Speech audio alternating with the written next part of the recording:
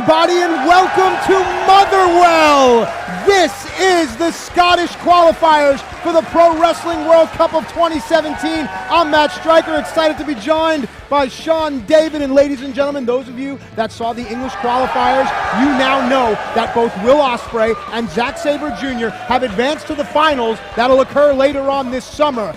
But tonight, it's all about 8 of the finest independent wrestlers north of the border. They'll be broken up into 2 brackets at the end of the night. 2 of them will go on to the finals later on this summer, but that's not all. That's right, Matt Stryker, because Grado and Ligero will go one-on-one.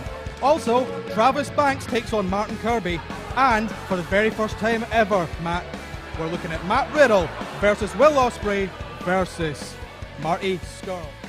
Everyone knows who I am, but for the purposes of the format, I am the prestigious one, Joe Hendry. I'm Kenny Williams, and I'm representing Scotland for the Pro Wrestling World Cup. The UK presents a fantastic array of wrestling, but I think in particular Scotland has an edge that can't be recreated anywhere in the world. You don't know, it's unexpected, some say it's insane, it's ridiculous.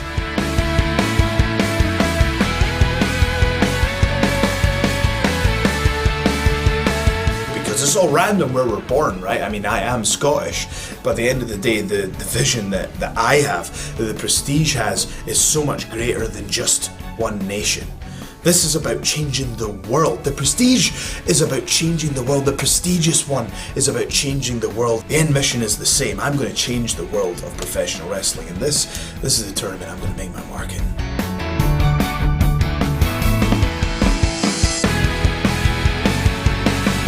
Well, it's been a while since me and Joe have been in the ring, but he's learnt some new things, I've learnt some new things. I think he's maybe taking this a bit more lightly than I am. I've got to make a name for myself in WhatCulture and in this Pro Wrestling World Cup, so I think he's got a rude week. It's difficult to say that I'm not looking through my opponent, because I am looking through my opponent. I'm looking at the finals, I'm looking at proving that I'm the best professional wrestler in the world. So I see Kenny Williams as merely a step in my journey.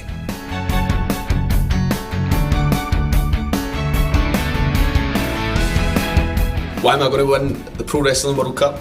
Because I'm the bollocks, mate. I'll tell you why the prestigious one is going to win the Pro Wrestling World Cup, because it has to happen. There are certain key pivotal moments in history, in human history, not just professional wrestling, where an individual, an entity can come along and change everything. And that might be changing things to something new, it might be putting it back to the way that it was, it might be restoring an essence of prestige to the business of professional wrestling. This is quite simply something that must happen.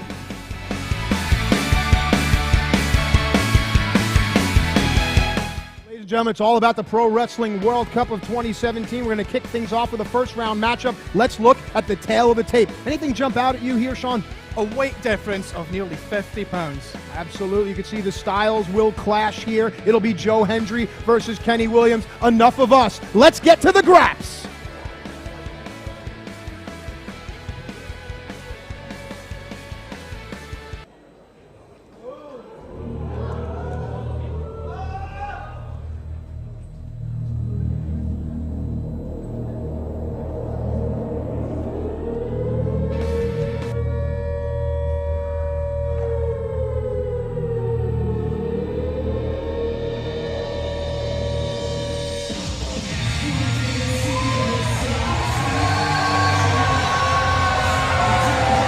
Get a look at Joe Hendry.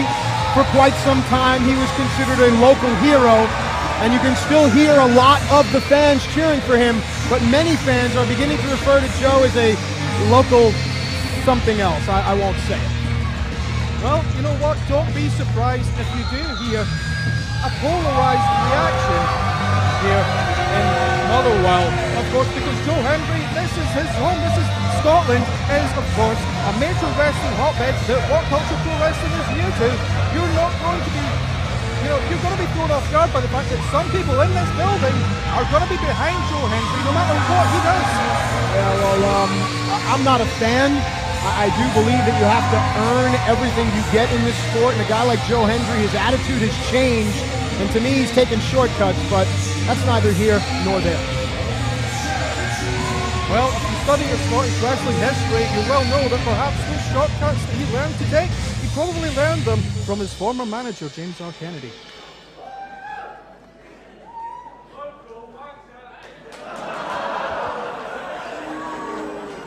Now, let's meet Joe's opponent in this first round qualifier.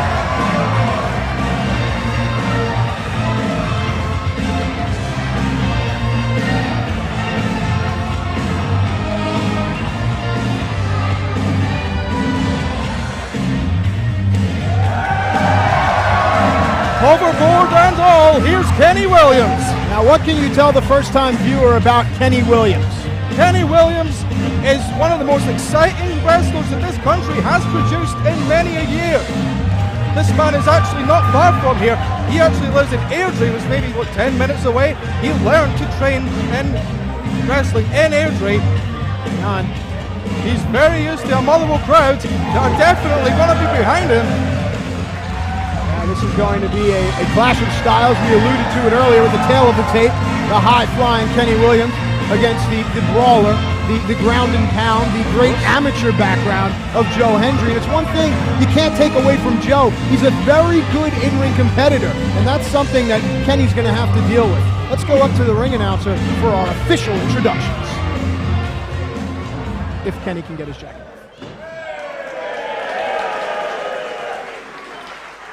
Ladies and gentlemen, the following contest is a singles bout, set for one fall. This is the first round qualifying match in the Pro Wrestling World Cup. Introducing first to my left, representing the Prestige and hailing from Edinburgh. Winning tonight at 229 pounds, this is the prestigious one, Joe Hendry! His opponent, now residing on Thunder Road in Hill Valley, winning tonight at 1.21 gigawatts, Kenny Williams! Of course, those references go to the classic film Back to the Future. And it's quite appropriate because from what I understand, Kenny Williams is the future, but he's also a throwback when it comes to the respect that he has for our great sport of professional wrestling. And that's the respect that Joe Hendry evidently doesn't have anymore. But you know what? You talk about this as being a clash of styles, Matt, but it's two styles. They know each other very well. They were former tag team partners in Scotland, in ICW. Both, of course, previously managed by James R. Kennedy. They know how to cut corners, but the difference is, as you say, the respect that Kenny Williams has for the business means he doesn't take them. Well, this, of course, the first ever appearance inside of a WCPW ring for Williams, so let's see how he fares. Nice collar and elbow tie up there, and you can see that Hendry is going to have a weight advantage, and that, of course, anyone who's ever been in a real fight will tell you, that really matters. Of course it does. And also, Joe Hendry, in his very first ever amateur wrestling tournament, he got to the finals right away. Well, yeah, I mean, it's no secret what Joe can do inside of the ring. And we've talked about the quick cover here. Remember, the winner of this will advance on into the second round. That'll happen here tonight. Of course, 8 of Scotland's finest, as we said at the onset, broken up into 2 brackets at the end of the night. 2 names will go on one step closer to destiny at the finals for the Pro Wrestling World Cup later on this summer in August. And you can see that Kenny is going to try to use a speed advantage there. Obviously the side headlock trying to control his opponent. Back into the full arm dragon twist here. Wrist manipulation by Kenny Williams. Hendry rolls through to alleviate the pressure, turns his hand palm up. That takes the tension off of the wrist and the elbow. And now Hendry's just going to use his power right there, Sean. Of course, and another snapmare, but Kenny not back up for long. Drop down, designed to trip your opponent, never seems to work. Leapfrog to get out of the way, a nice back elbow there. Spring in the step of Kenneth. And it's that ability to keep getting back up that is going to hopefully work in his favor here. Oh, hang on a second, Kenny was quick to get the boot up there, and Kenny is in control of his body at all times, but again, This young man is going to have to learn that these... Hang on a second here. No, just a quick 2 count there. And you'll notice that Joe is starting to pick up on Kenny's timing. Kenny takes this big half turn after every single move, and Joe Hendry is really starting to get comfortable in there. Kenny tries to change the timing and the momentum, baits Hendry in, and now this works into Kenny Williams' favor, no? Well, of course it does. The high-flying style here is it's breaking out.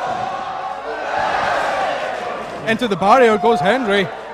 But this isn't it from Williams. The assault continues. I talked about this during the English qualifiers with Dave Bradshaw by my side. This is tournament wrestling. So while each wrestler is going to do everything they can to win their first round matchup, they need to keep in mind that they're going to have to go again later on in the night. So any little injury, any little tweak of a knee or an elbow, that could come back to haunt some of these high-flying wrestlers. High maneuver there. And of course, you mentioned Kenny's experience with World of Sport, amongst others. How, in your opinion, does that help Kenny in this kind of matchup? Well, Kenny Williams, if he's in an environment like World of Sport, he's going to face a variety of talents. I mean, the 50-pound weight advantage here, it looks big at the tail of the tape, but really it's not a new story for Kenny. So he was going for a tilt-a-whirl, turned it into a DDT, went for a choke. Joe's core strength way too powerful. Nice suplex, lateral press, shoulders are down. Just a 2 count there. But Kenny fights on, as he does, against that variety of opponents. He is used to facing people of all shapes and sizes. He's not going to let this 50-pound weight advantage. By the way, your accent is absolutely brilliant. I could listen to you read a shampoo bottle. Absolutely fantastic. If I start calling it like this, is that all right for you? I don't know, it's still a little bit North English for me. Nah, what do I know? I'm from Queens, New York. And Joe Hendry, of course, now residing in Edinburgh, Scotland. And there was a none too favorable reply there from the crowd about Edinburgh. Is there something between, hang on, cover here, between Motherwell and Edinburgh? Is there a rivalry? Outside Edinburgh, the rest of Scotland sees Edinburgh as another London. And is that a bad thing? That's incredibly... half of Scotland wants to leave the United Kingdom. Yes, I've read. The other half doesn't. And most of the other half are from Edinburgh. All right. Well, I'm sure that a lot of it has to do with Joe Hendry's recent attitude. I'm sure many of the Scotland faithful here, the Scots if you will, don't take too kindly to what Joe has started to do, but you cannot discount his wrestling acumen, his in-ring ability. That right there, though, is unnecessary. And that could have cost him. And to me, for a young wrestler, for a young fighter, remember, Joe Hendry only has about less than 5 years experience inside the ring. The 2 seconds he took to taunt the crowd, he could easily have won this match and be back in the locker room convalescing and preparing for a second-round matchup. Perhaps a mistake will come back to bite Joe in the arse. Of course. I like what you did there. Thanks. But you know what, Joe Hendry, he's a natural performer. He's a musician in his other life. You know? Well, performance and pro wrestling are 2 entirely different things, although it seems to be that the trend is leaning towards one rather than the other. But for me, I'm a purist, and it's all about the in-ring abilities. And right now, Kenny Williams is showing everything he has. Ooh, somewhat of a modified heart punch there. He comes back, and he floors Hendry with a clothesline. Goes for that cover. Almost a circumstantial cover there. And now Kenny, instead of focusing on the referee, needs to focus on his opponent. He has his larger opponent down. Keep your larger opponent down, young man.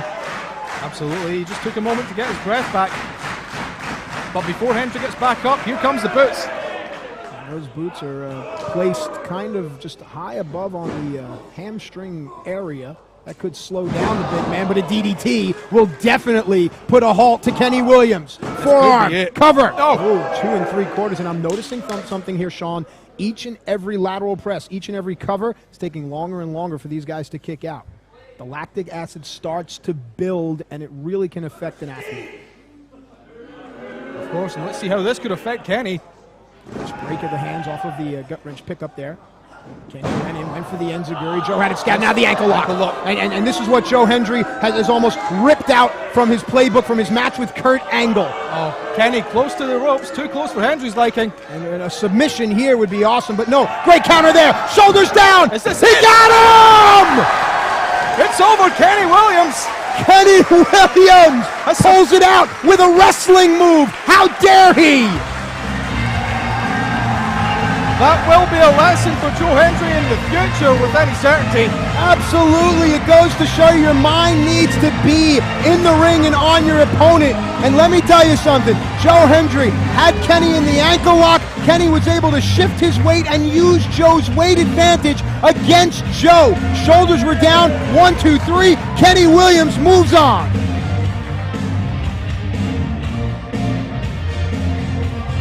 And of course, Joe Hendry still in the ring, visibly upset, disagreeing with our official, Sean McLaughlin. I don't think Joe realizes what has happened, and now as it begins to set in, Joe Hendry's ire has been raised, but now the hand of Kenny Williams needs to be raised because that young man, hang on a second here. Oh. There's actually no need for this. This shows frustration. Sean McLaughlin normally can hold his own against wrestlers who want to confront him, but there's still no need for it. There's no call for it. And there is your winner, Kenny Williams, moving on into the next round of the Pro Wrestling World Cup Scottish Qualifiers. I'm bad boy Liam Thomson. My name is Joe Coffey, and I am representing Scotland in the World Cup. When I first heard about the tournament getting announced, I was like, I have to be on that. So the fact that I'm on it is absolutely amazing, and I'm going to do everything I can to win it, or at least make a mark.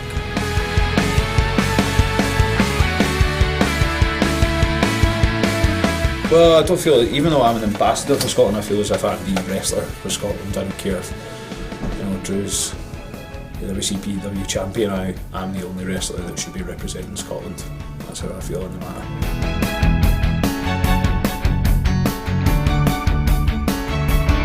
I've been in the ring a few times with Joe before, and my strategy to him is to do the opposite of what he does and use his strengths against him. So he's obviously massively strong. I'm quicker than him. So every time he tries to, do one of his powerful things, I'm going to be there quicker and one step ahead of him. I'm going to take him apart bit by bit. Something I done the other night as well. I'll feel his weaknesses out in the first 2 minutes. I can tell he's not going to last anyway. I plan on qualifying, I plan on winning this whole World Cup. I've been doing this, I've been wrestling for 10 years now, 10 plus years. And it's about time that people took notice of Liam Thomson. So that's what's going to happen tonight. I don't care, I'm doing it for me. 2017 is the year for me that I'm going to bring back a bit of prestige to wrestling in this company.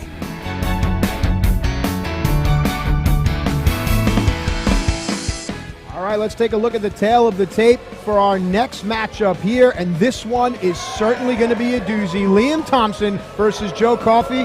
Please break this down. Once again, I have to look at that weight category. An even bigger difference this time, 70 pounds of weight advantage Coffey tonight. Yeah, we just saw how the weight advantage can certainly come into play as you look at the list of achievements by both of these men, and this one here is going to be hard-hitting. Let's go up to our ring announcer for the participants.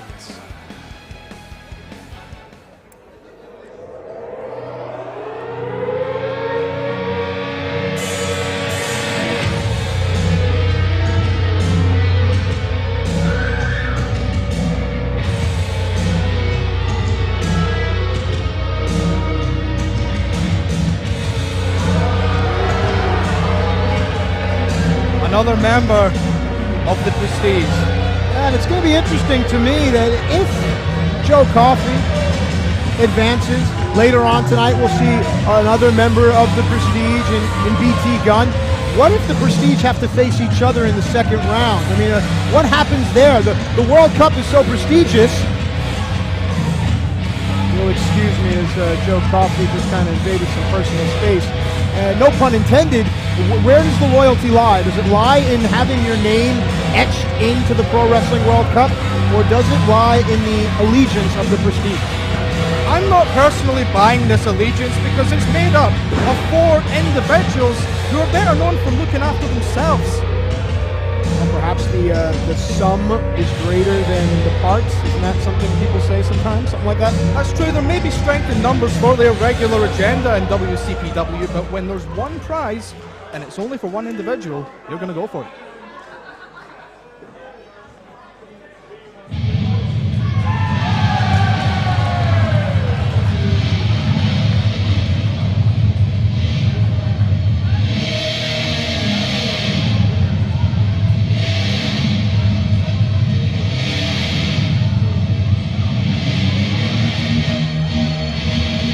we await the entrance of Liam Thomson. This will be his debut in a WhatCulture Pro Wrestling ring. So, Sean, I'm going to lean on you to really educate me, as well as the fans, to that man, Liam Thomson. Well, who better to ask than someone who saw him make his wrestling debut in November 2004 at BCW. This man, I saw him walk into the training centre and he made the fastest progress of anyone I have ever seen in a wrestling school. This man straight to the top of BCW, ICW, BBW. He has been everywhere in Scotland. He's certainly one of the most decorated performers we have in the country.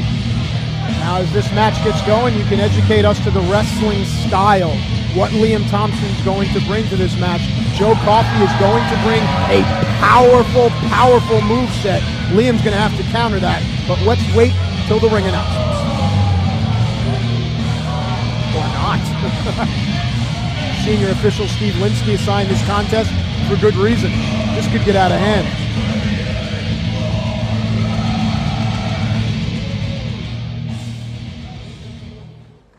Ladies and gentlemen, the following contest set for one fall is the first round qualifier in the Pro Wrestling World Cup. Introducing first to my right, representing the Prestige.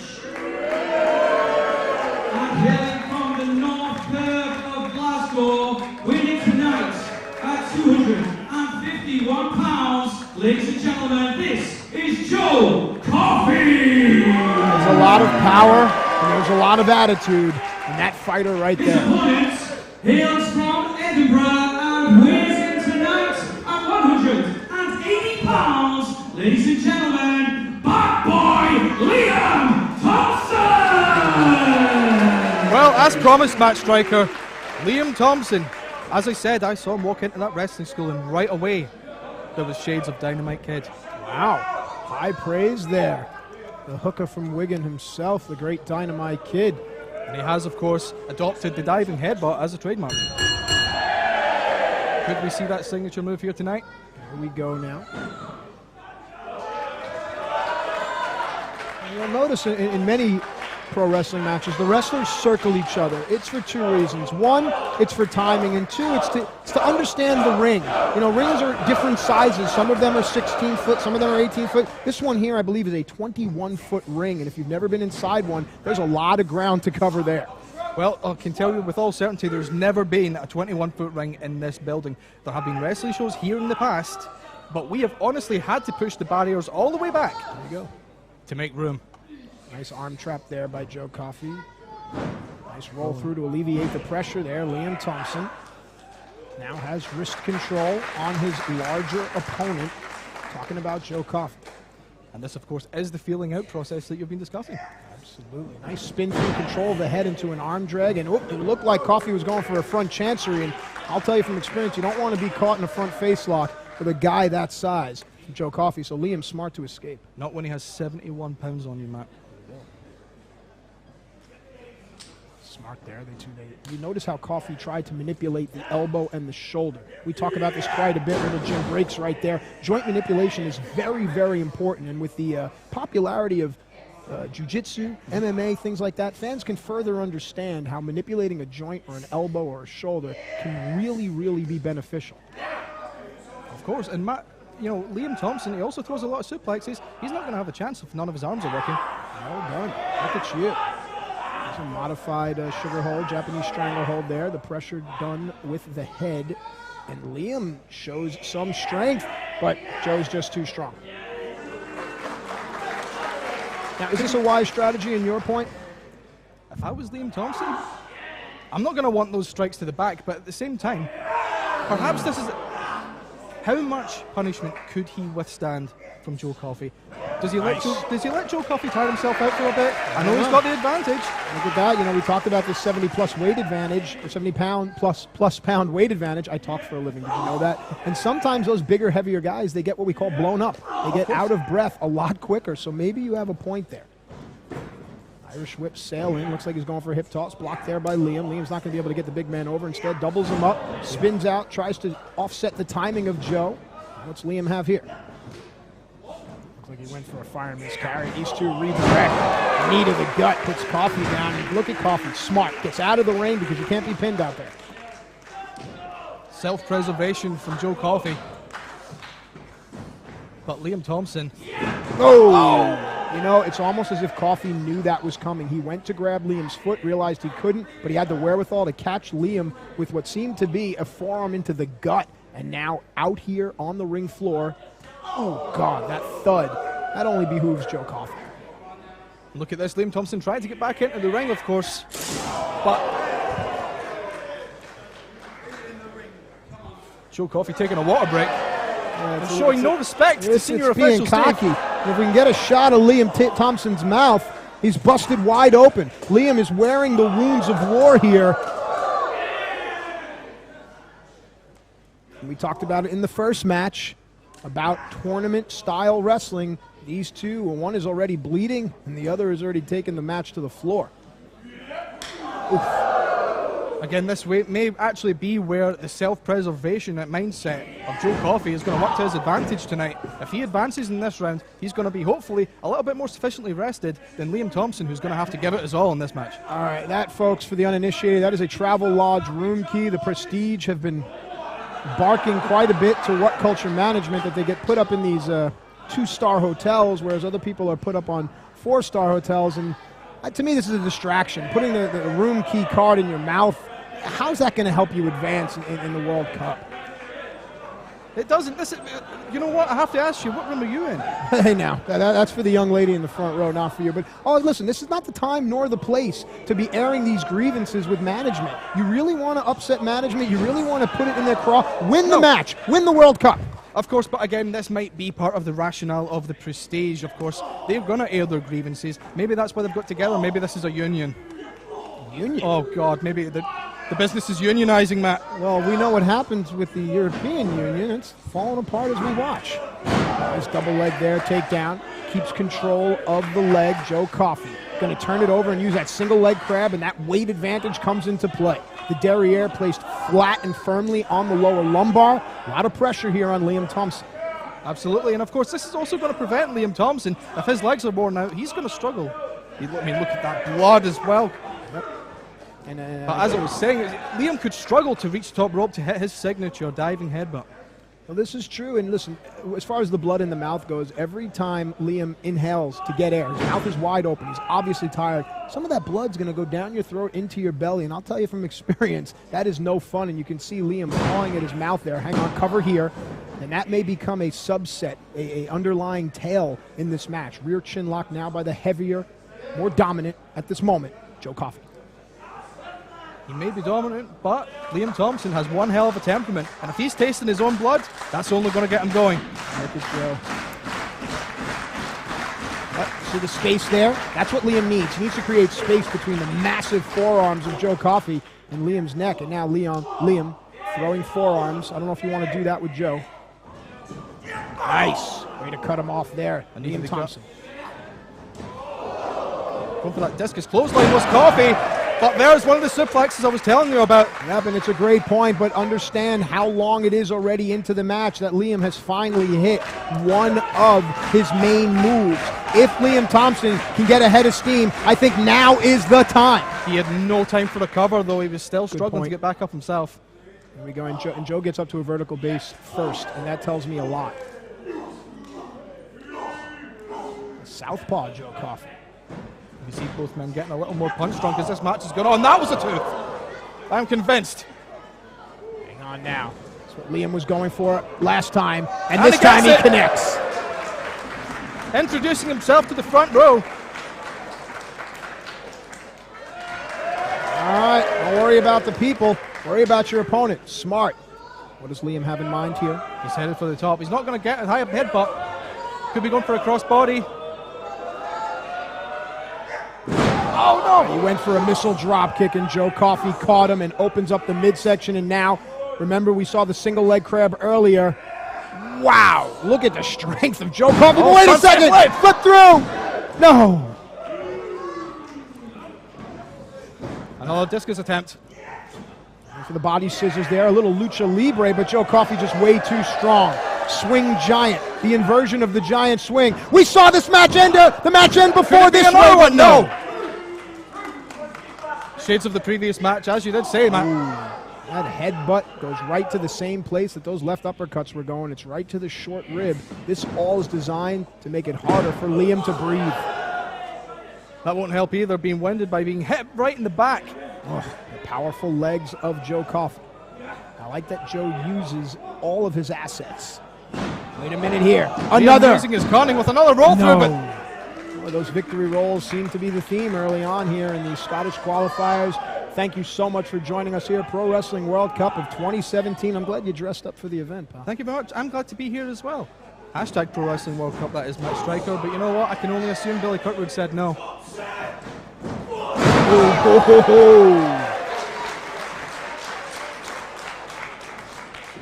Coffey, looks like he's going for a gut wrench here. Ooh, of course, hang on, cover. The gut wrench suplex, the favorite move of Matt Riddle, who we will see later tonight in our huge triple threat main event. But we have miles to go before we sleep. And again, it's more showboating from a member of the Prestige, Matt. It seems shocked. to be exactly. It's just their MO. Ooh, wow. Can Liam use this moment of surprise with a roll through another It is. Oklahoma roll? No. Only a 2 count, but Joe right back up again first. It seems to be this pattern. Joe's always first up. Well, Joe has been on the offensive for the entire match, it seems. Liam attempting this patented backcracker. No joy. Oh, powerbomb. Oh, Steve Linsky showing us only a 2. And now we're going to find out what Liam Thomson is made of. You sang his praises early on. Let's see what this man has. I think there's still time for Liam to show us what he can do. More importantly, show Joe Coffey.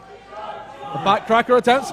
No. Oh, Joe again with the strength. That was just too strong. Those legs are too darn strong.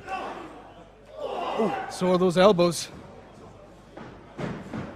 Liam came charging in. Hook. And there is the giant swing. Gone is Liam's equilibrium. And here's the Turned crab. over into the crab. And look at the placement of the derriere now. It's up high on the shoulders. That's it. He got the concession. You know, we talked about it. It seemed that Liam just could not get out of the gate. It was all about Joe Coffey's power. And finally, Joe went back to his mainstay and got the submission victory. Joe Coffey advances to the second round. Joe dominant, but still no shame in Liam Thompson's performance. None whatsoever. Can't say he gave it all in the first round. And to be honest, at this stage, Matt, had he scored an upset victory, what condition would he have even been in for the next round?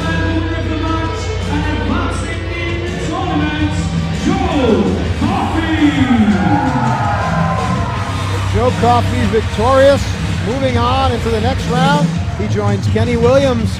We'll find out who's going to fill out that field, but now it looks like Joe's got something to say.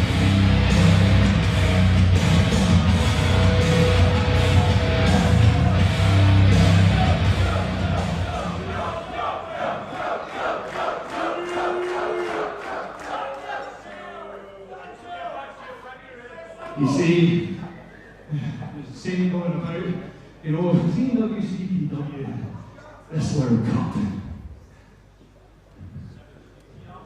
I'm not a good guy.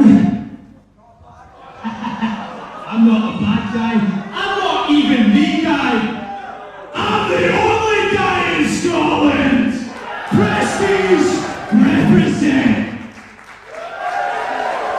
All right, some strong words from Joe Coffey as he moves on to the next round of the World Cup. Truly an international affair. Let's take a look at the members of the Mexican version of the qualifiers for the World Cup. Fans, Matt Striker here, and I'm excited to finally announce the brackets for the Pro Wrestling World Cup 2017 from the Mexican qualifiers.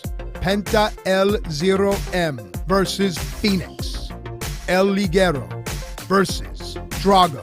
Rey Mysterio versus Alberto El Patron. Juventud Guerrera versus El Hijo de Dos Caras. Tickets to see the explosive action live April the 30th at the Coventry Sky Dome in England are available exclusively at ProWrestlingWorldCup.com. See some of the names that will be joining us, quite a list.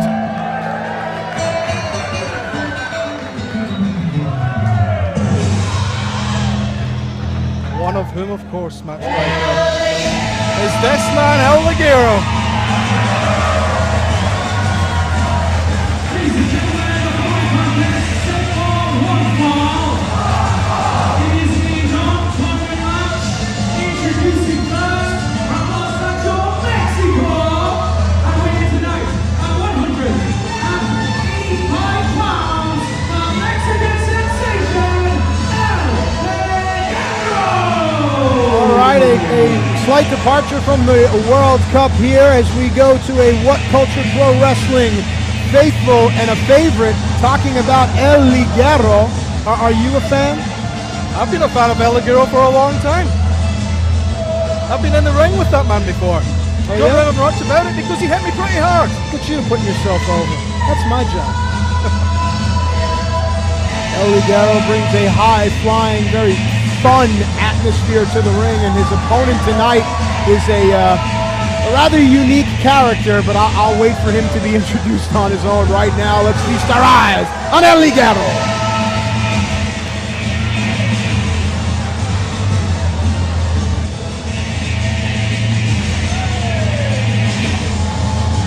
El Ligero has drawn Grado in the first round of the Mexican qualifiers. That'll take place April 30th.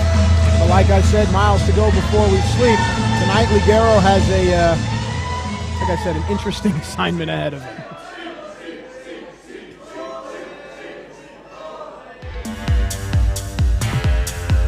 Well, if you want to talk about a fun atmosphere, El Ligero is not the only one to bring it here to WCPW.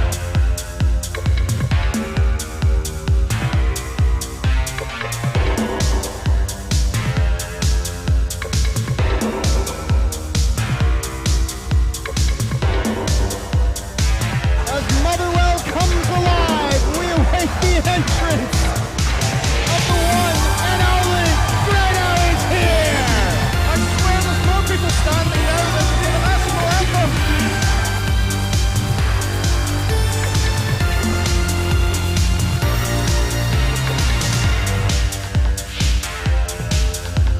Take this time to go to ProWrestlingWorldCup.com, order your tickets, and close out your browser and just focus on the fun atmosphere, the hilarity, the insanity of Grado.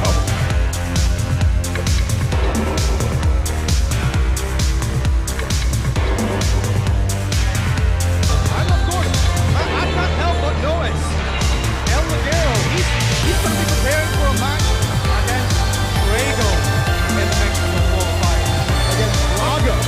But tonight, a man whose name is an anagram of Grado. What's this, an admin error? Who knows? I give Grado's hat to a young fan at ringside. Hope he didn't want that back. I could have sworn it said "Make America Great Again." I would have kept it. It probably did. Grado goes to Florida quite often.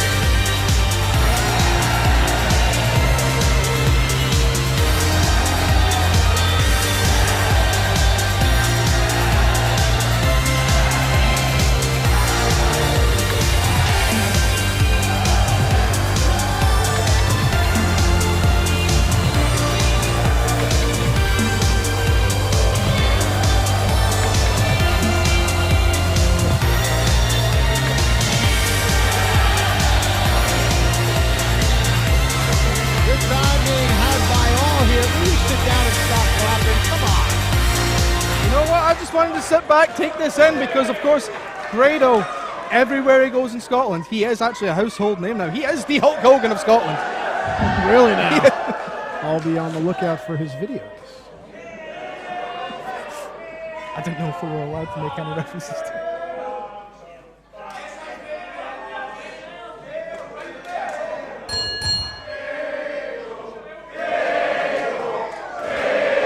a little variation on the name. The fans are leaving the R out of Grado, and I'll let you figure out the rest. Well, there's certainly no videos of that, I can promise you. Both men squaring off. Now, I'm a big fan of the old world of sport. I remember a wrestler by the name of Big Daddy. I think Grado may be somehow related. Well, he is wearing the Union Jack tonight. There you go.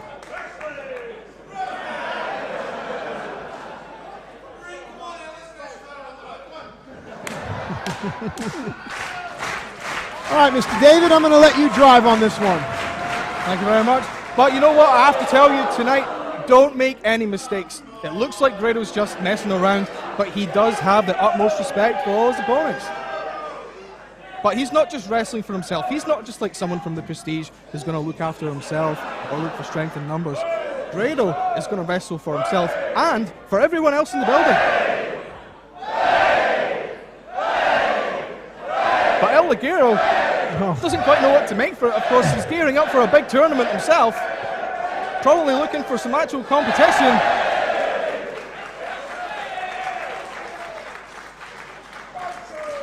Of course, you think of great charismatic wrestlers throughout history, and I wonder where Grado ranks in there. Well, Grado, of course, he has started to make a name for himself overseas, wrestling in the United States with Impact Wrestling. Yes, I've come to somewhat hate his stuff with my old friend Robbie E. But let's talk more about what's going on here right now. Of course, well, Grado dominant. Perhaps El Ligero wasn't sure what to make of Grado to start this match. Either that or he's just being incredibly polite, but he pushes Grado off into the ropes. And this is the athleticism that Grado is known for, of course. It doesn't get any better than that, I'm serious. Between that and your commentary, this is an instant classic. Whoops. Cover two. Not enough. Oh, it will never be enough. Grado disagreeing with Sean McLaughlin as well. Well, that's not hard to do.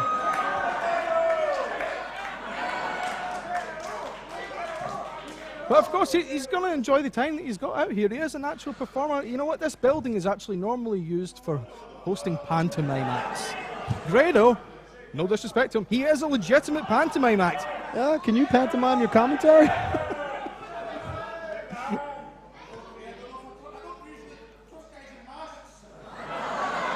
Me either. Hey, there's nothing wrong with guys on this.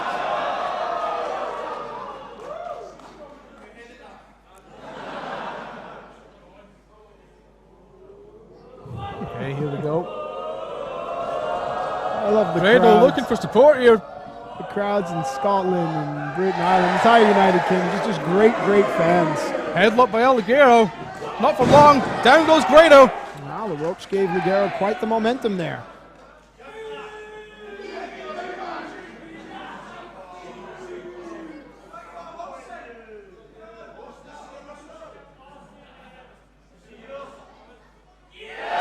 This is quite the departure from the World Cup matches, the competition that we've seen. But listen, pro wrestling is supposed to be fun. There's nothing wrong with that. It's a variety act. It's a buffet. Food. Oh, Grado. Grado went for a shoulder tackle. No dice on the second attempt either. Seriously? Is it going to take... Where is El Ligero getting the strength? Grado is We're up to 5. not the most conditioned of all athletes here, and he's kind of worn himself out here. At this point, you might just want to use his entire body weight, but...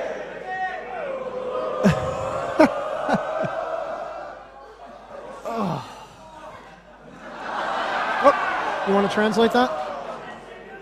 It's No. universal. Right It's on. universal, Matt Striker. Trying to disorient. Well, you know what? Don't do it. Don't enziguri Sean McLaughlin. No, that's not good. That's a disqualification. No, he hasn't done it. There is. Some- Sorry, we tried to keep it at bay, but there's a dark side to Grado. No. And now some wrestling. Oh, hopefully. Well, and now you whip into the corner. Ligero springboarding from the ropes. Go on ahead there, Grado. That could be a video. Go get yourself some. I once saw the Fabulous Moolah do that. Just going to leave it alone. How long have you been around? I watch TV.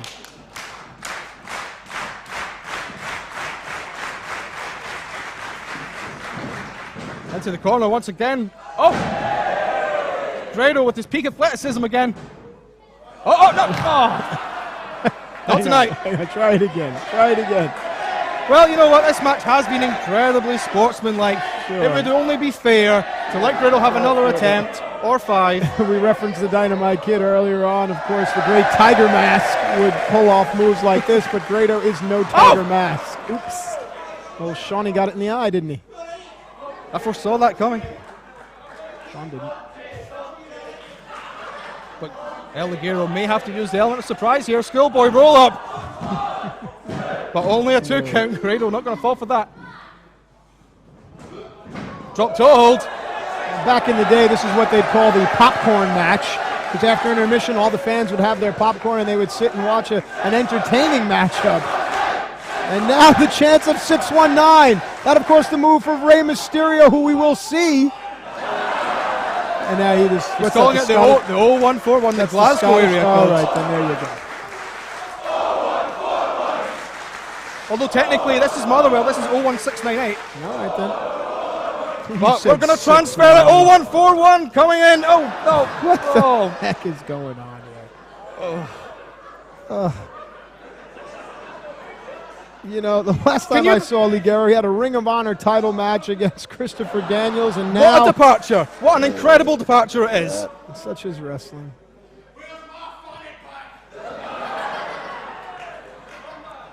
All right. Okay, going for the fanny pack. A bum bag. A bum bag is what we know it's over here, but Grado is Americanized. He's got that. Got the stars and stripes in his gear as well. I know what some wrestlers I know keep in their fanny packs, and oh God, did they keep that? Some do. I guess Grado is now Mexican. Is that that's an El Generico mask? What is that? It probably is El Generico's mask.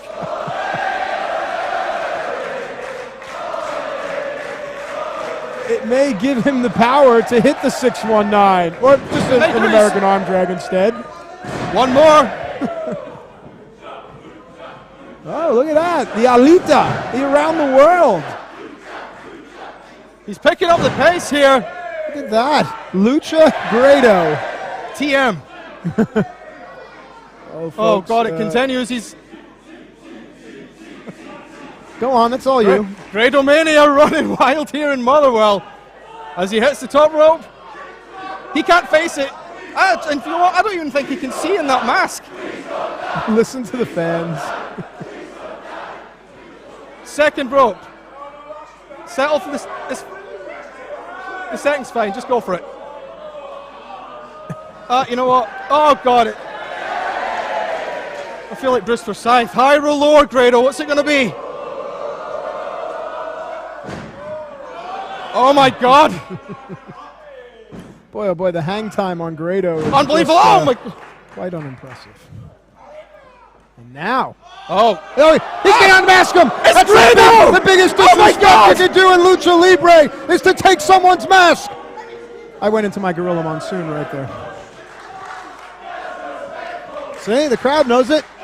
That is incredibly disrespectful, as Ligero should have known. Not only that, but his mask has an advantage. He's got horns on his. Well, let's hope that Ligero isn't unmasked. Have you ever seen him without his mask? I never have, but I heard he's quite the handsome fellow. Not after these punches, especially this elbow. Oh, get funky like a monkey, baby. Yes. It's like watching a wrestling mixtape. Stinger splash. And now, perhaps, a Bronco Buster? It very well could be, but you know what? If we're going to go back to the Grado cassette, it's the roll and slice. Jeez. Which translates to a sausage roll in England. Yeah, he's got to cover him the other way there, Grado. Come on. 2. No, young Benny Hill could not get the Duke. Well, you know what? What? Benny Hill, I would say, actually had a bit more of a physical advantage. Think of all the women that were chasing Benny Hill all those years. Yeah. How fast did that man have to run? Well, Grado has gone under the ring, and it always surprises me the things you'll find underneath a professional wrestling ring. And he's got Oh. Is it Damien? Is it Swaggle in the bag? What is it? I don't know if you'd be able to get Damien through customs. What's he got here? What's he got here? What's he got? Come on. Oh, no. Oh my God! Chips! Look at that, a sponsorship. Other chips are available. Could this be it? Could this give Grado the energy? He's not gonna do it! By God, the man has a family! Oh, no! Come on! That nacho cheese is giving Grado the energy he needs, but don't do it! Don't do it! No! Those sharks could tear through Ligero's skin like glass!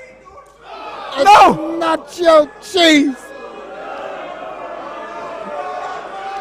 Oh, wait a minute. No, Grado counters it. Thought the chance of EC Dub were about to break out. Now Ligero with the back elbow. Ascends to the top turnbuckle, middle at least. Ooh, gosh. Closed right hand there by Grado. Maybe he's giving Grado the advantage by just staying on the middle. And now, the Zoftig one. Grado hooks up Ligero. Here we go. Could this be a superplex? Onto the nachos. No, this is... Come on. For an exhibition match, this is incredibly uncalled for. I've never seen... I knew there was a dark side to Grado, but I never knew it could be this bad. Yeah, well, we're kind of seeing half of his dark side right there. Whoop. Oh, whoa! El Ligero narrowly avoiding those Doritos. He needs the salsa, baby. Oh, Grado! Onto the chips! He got him. El Ligero shredded by those Doritos. It kept him down for a 3 count. We need a medic! Ladies and gentlemen, here is your winner, Grado! I think Ligero has pimento in his eye. So come on, Sean, your expert analysis here. Talk us through that ending. That was, of course, Grado's trademark. I've never seen it in any other wrestling promotion by anyone else. Never. Grado! Never. Out of nowhere. Onto the deadliest of all foreign objects, of course, Doritos. Have you read the back of those packets? You know what's in those things. Kill you. Think of all the calories that have penetrated El Ligero's bloodstream. Grado got a little bit of a cut there. Look at that. Okay, we need that medic. You know what? Hopefully El Ligero has a little bit more luck in the Mexican stage of the World Cup qualifiers, Matt. Hang on a second here. Now El Ligero has the bum bag. Oh, he's going to hit him with it. There might be something else in there. Why not go for a look? Might be another mask. A brick.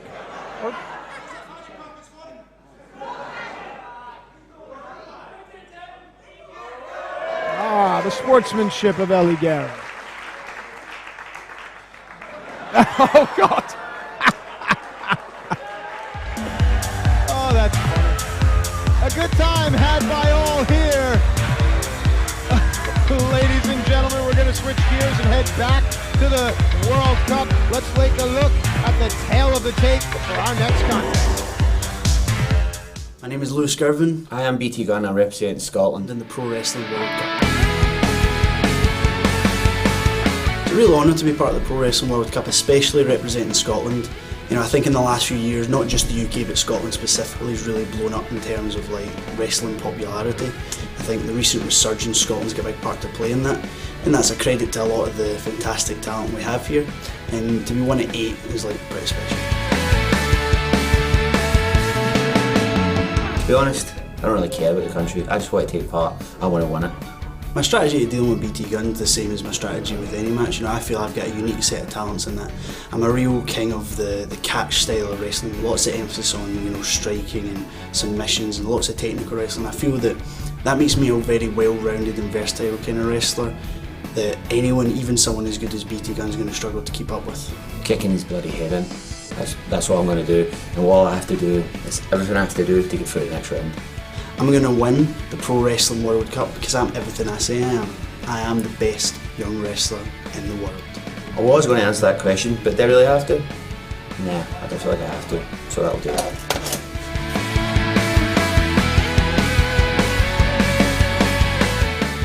We're breaking down the tail of the tape here in our next first round qualifier. Sir, do what you do. These men a little bit more evenly matched, of course. Look, same height, almost same weight, but an age difference comes an experience difference. Yep, and of course what points out to me here is the technical style versus the all-around style, and there you see he being, of course, the man on the right, has 5 victories over his opponent. Has to be able to mean something.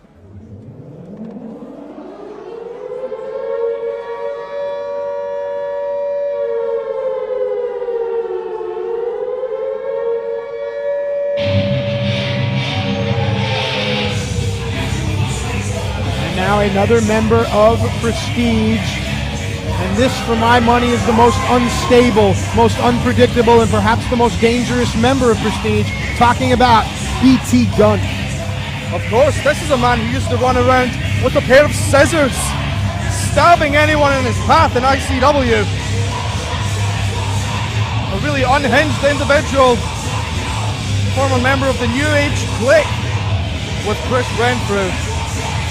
One of our other crazies, as we should say in Scotland. But you know what? It stands out to me again that another member. You know what? When we were putting this tournament together, were we determined to have a member of the Prestige get through? I think it goes to show how important the Prestige are and how they represent Scotland, because 3 members of the Prestige, all Scottish born with Scottish blood pumping through their veins, and that to me says a lot about the Prestige in and of itself. But right now it is about BT Gunn. Well, you don't want to see any blood from BT Gunn's veins come out, because this man is a haemophiliac. He could bleed to death. Little known fact about BT Gunn. That's why we hired you, bud. I was there when he said it. He said, I used to be a haemophiliac. And we all said, Gunn, you can never used to be a haemophiliac. It's a lifelong condition. Let's meet BT's opponent.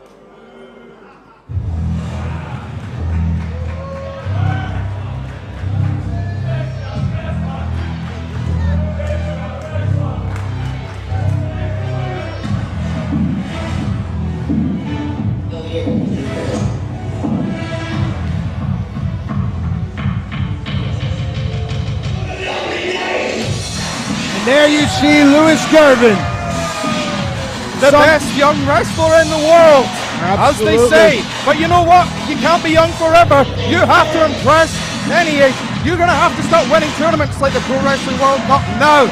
You can't get by on your youth. And you know what? Even though this man is only 22 years of age, he is a 7-year veteran. In this same building, he defeated Ultimo Dragon. He's already beaten Ricochet at the Hydro in front of 6,000 people last year. This man is used to a major stage. It's time for him to be the best wrestler in the world. Ladies and gentlemen, the World Cup qualifiers continues with this first round match. It is set for 1 fall. Introducing first to my left, he's representing the Prestige. Ladies and gentlemen, hailing from Glasgow and weighing tonight at 194 pounds, BT Gunn. Crowd showing their respect to BT Gunn. From beyond Thunderdome, weighing tonight at 180 pounds, the best young wrestler in the world, Louis Girvan.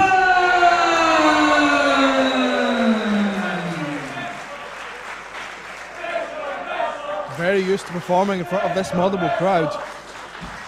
As is BT Gunn, in fairness. BT Gunn, of course, from Coatbridge. Just a few miles away, Matt. This is practically his backyard.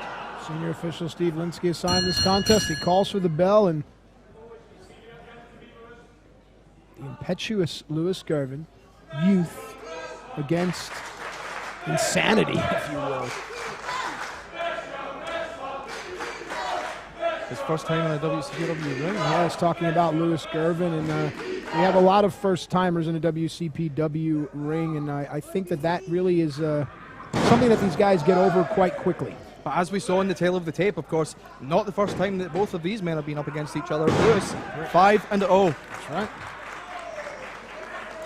And you know what? Especially if BT Gunn isn't just out for himself, if he does have to, in fact, prove something to the rest of the members of the Prestige, there's going to be a lot more pressure on him tonight. Nice reversals there by Louis Girvan. Goes right back to hand and wrist manipulation. Notice the placement of his thigh there. Now, pulling on the thumb, now the fingers. Of course, it's all about meticulous detail for Louis Girvan. Nice little arm drag there to alleviate the pressure. And BT. BT heading back to the corner for respite. Yeah. Even stepping through the ropes, which prompts Linsky to break things up. Just doesn't want Girvan to have an advantage, rather. And again, the circle, trying to get timing there.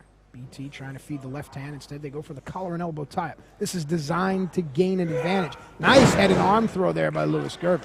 Well, I think throughout this match, you'll see that BT Gunn's going to try and take all the time that he can. Absolutely. Oh, a headstand to alleviate the pressure off the head scissors. And getting a little cheeky there as BT pushes on the cheeks to get him back down. Roll through. Girvan swims out. Keeps a leg lock. Knee in the back. Controls his opponent.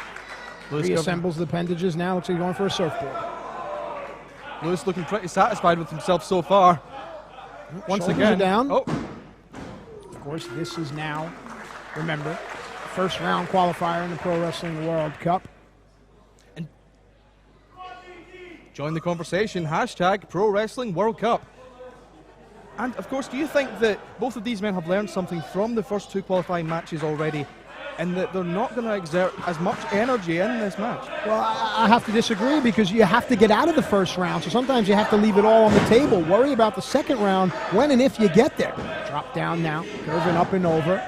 Gunn changes momentum, nicely done there. Redirection, used the ropes, and was able to tackle his opponent.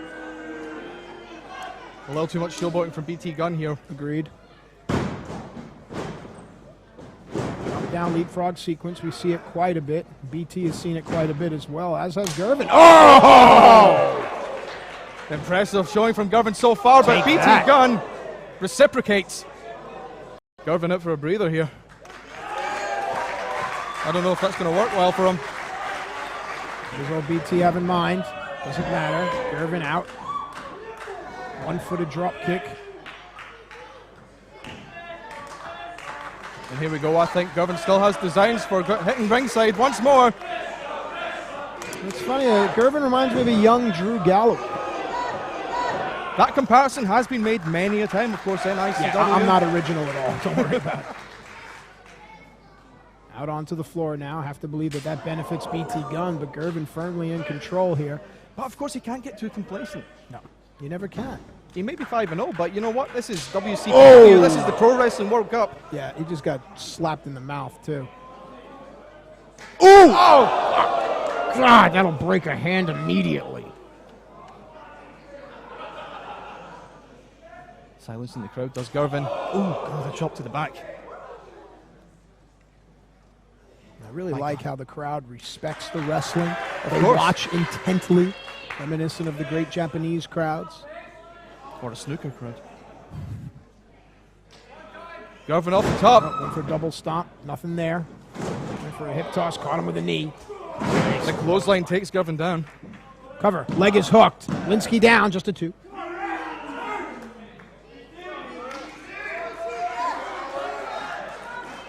But you know what? Arguing with the referee, it's not going to get you anywhere, especially in this stage. Go for the pin. As you say, you want to get out the first round as quick as you can. You're not going to get there by arguing. Nice headbutt there. Fells Girvan. And BT is almost trying to lure the crowd into something here. As he chokes Girvan on the second rope there. Once again, I think he's got until 5. Yes, he does. And of course, he's going to use it. Absolutely. He's going to use every bit of spare time he's got here. there. Ring placement here. Trapping the arm, trapping the other arm, and here we are. Now this hold is designed to wear your opponent down, to pull on the limbs. Notice the placement of how the shoulders are manipulated here. Girvan was wise to free up his arm and get back up to a vertical base. The arm is hooked underneath, uses that for momentum to push Gunn off, and now a series of clotheslines. He's taken Gunn down rather twice, but here comes the forearms. Euro cuts.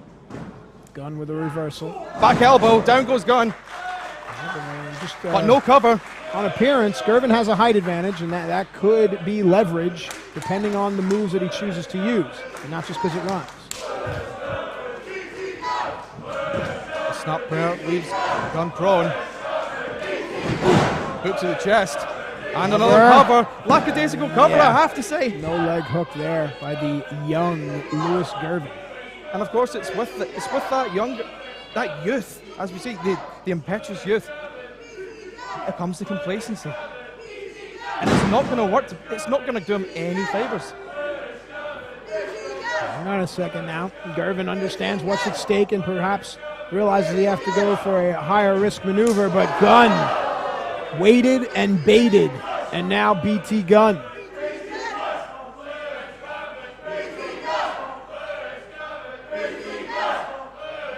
BT Gunn's got Lewis Girvan where he wants him, but can't waste too much time. Girvan slips out.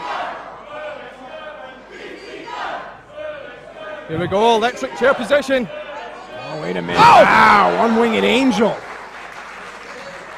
And hooking the leg this time, notice. Yes. After being dropped in the corner by BT Gunn, it looks as if some maturity is showing here from Lewis Girvan. A realization that he can't take this match lightly. And Gunn didn't take that enziguri lightly either. Inside cradle, small package. No, Gunn could not lock his ankles. Another super kick from BT Gunn. It's a trademark. All reliable, but no sign of a cover because you know what? He's got designs on Girvan still. Oh. Kicks to the back of the head.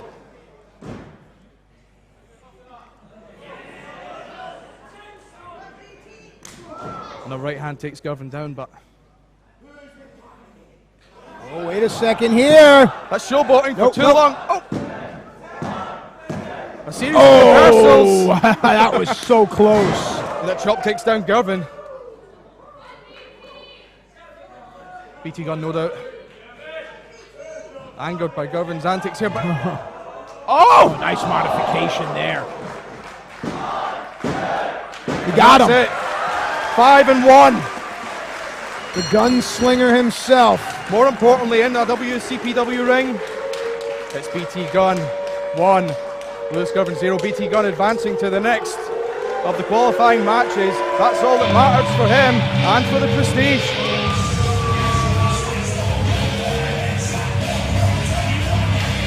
But once again, not one man in this tournament thus far should have any shame in losing. You are really seeing the best of what the Scottish wrestlers are.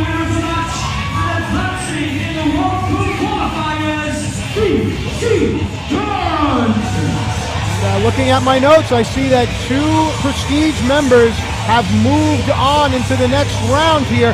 Depending on the reseeding of the tournament, we could see Gunn versus Coffey, and that will be something. I'm Drew Galloway. My name is Mark Coffey and I'm representing Scotland in the Pro Wrestling World Cup. It's good to be chosen for your country, you know. It gives you that kind of vote of confidence that you're one of the best in the country at what you do. It's something I've always prided myself on ever since I was younger. I was the first ever guy from Scotland to get signed to America. I've always wanted to give Scotland something to be proud of.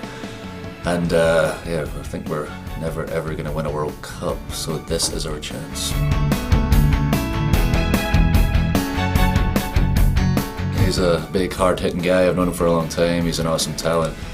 And we are going to beat the crap out of each other in our home country. It's going to be very physical, and I think I'm just going to have to out-hit the man, to be honest. Strategy, as always, is just bring it hard. And in terms of Drew, if I put him out in the first round, then that gives me all the confidence in the world to go straight to the final.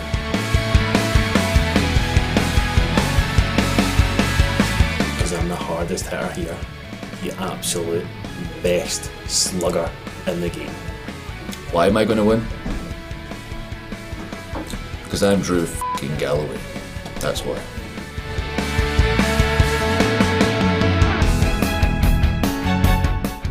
The final match of the first round qualifiers. This one's going to be a doozy. Let's look at the tail of the tape. Drew Galloway on the left, Mark Coffey, brother of Joe, on the right. What jumps out at you? Well, you know what? Again, it's another height advantage and weight advantage for Galloway here. The powerhouse, of course. He could definitely strong-arm the technical skill of Mark Coffey, but you know what? Again, 2-1. There you go, ladies and gentlemen. Let's go up to the ring.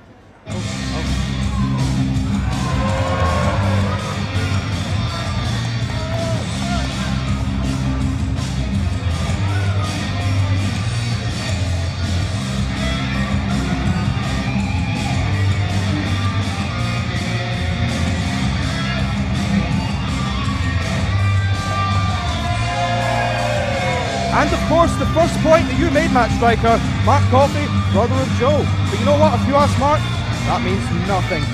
But for me, from the outsider's perspective, Mark Coffey, just almost 3 years younger than Joe, quickly entered the wrestling business after Joe did. But he's not just seen everything that Joe has done, everything that Joe has earned, he's seen every mistake that Joe has made in the past and learned from it. Looking like a young Iron Mike Shark. Feast your eyes on Mark Coffey.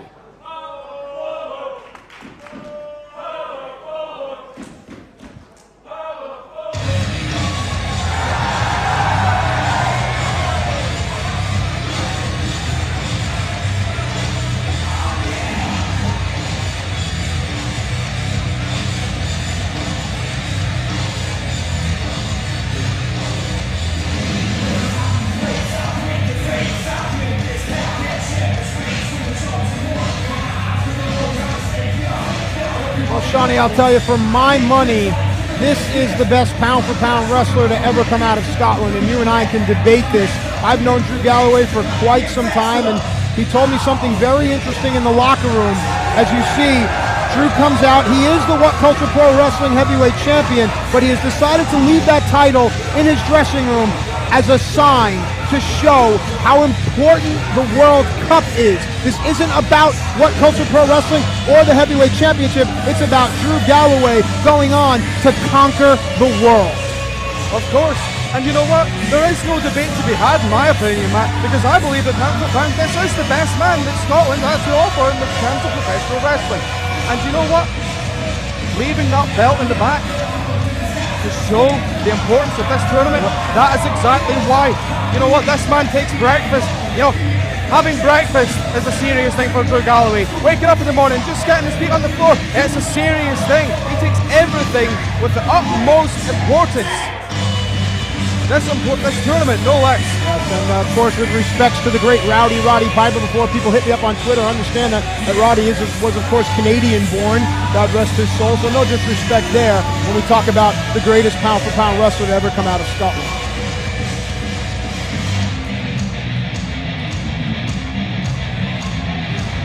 All right, let's throw it up to the ring for the proper introductions. Ladies and gentlemen, the following contest is a singles bout set for one fall.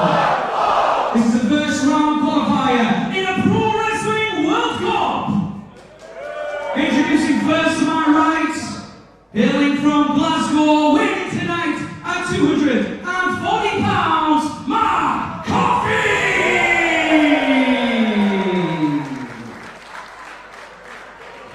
And ladies and gentlemen, his opponent, wrestling out of air, weighing tonight at 260 pounds, this is the current WhatCulture Pro Wrestling Champion, Drew Galloway!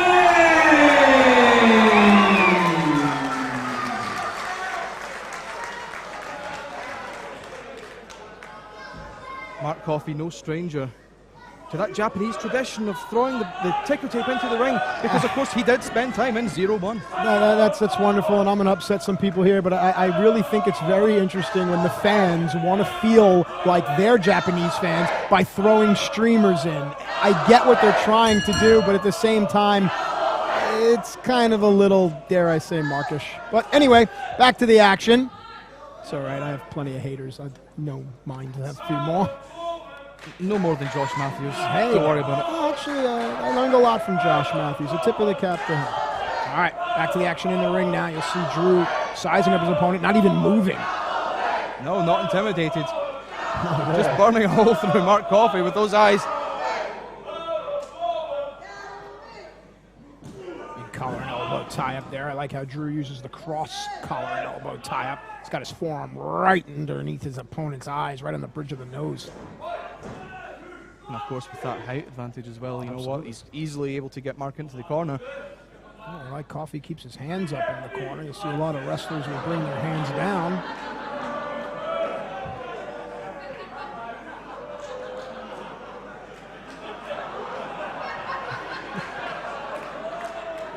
Mark pacing the ring.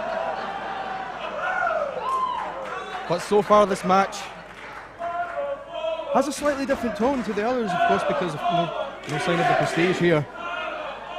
Tap, hand behind the head, big slam. Power advantage, Drew Galloway.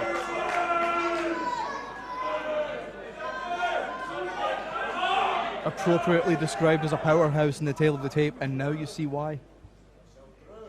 Mark taking some time in the corner, of course, just to get a little bit of respite. Maybe not as ready for the match as he thought he was. Mark kind of telling on himself there, trying to stretch out a quad, maybe a hip there. I wonder if Drew picked up on that. Drew picks up on everything. Sure does. Tie up, standing side headlock, controlling your opponent's head will control their body. Coffey's going to need to alleviate the pressure, and he does it in the traditional way, sending his opponent off. Coffey's wet hair was able to get him out of that one. Otherwise, I think Drew would have held on to the headlock. Cover. 1, 2. And a serious cover as well. Notice I put a hand across the face as well to keep Drew down. But no luck. An elbow to the back of the head. Don't know if you want to get into a striking battle with Drew Galloway. See a lot of wrestlers doing this now in their matches. They get into these striking battles, and it's a departure from actual pro wrestling. How many times in a bar fight do you see guys slap each other in the chest? It really doesn't happen quite a lot. You want to take someone down. Well, the design, of course, is to interrupt the breathing and the cadence, and that is why it's done.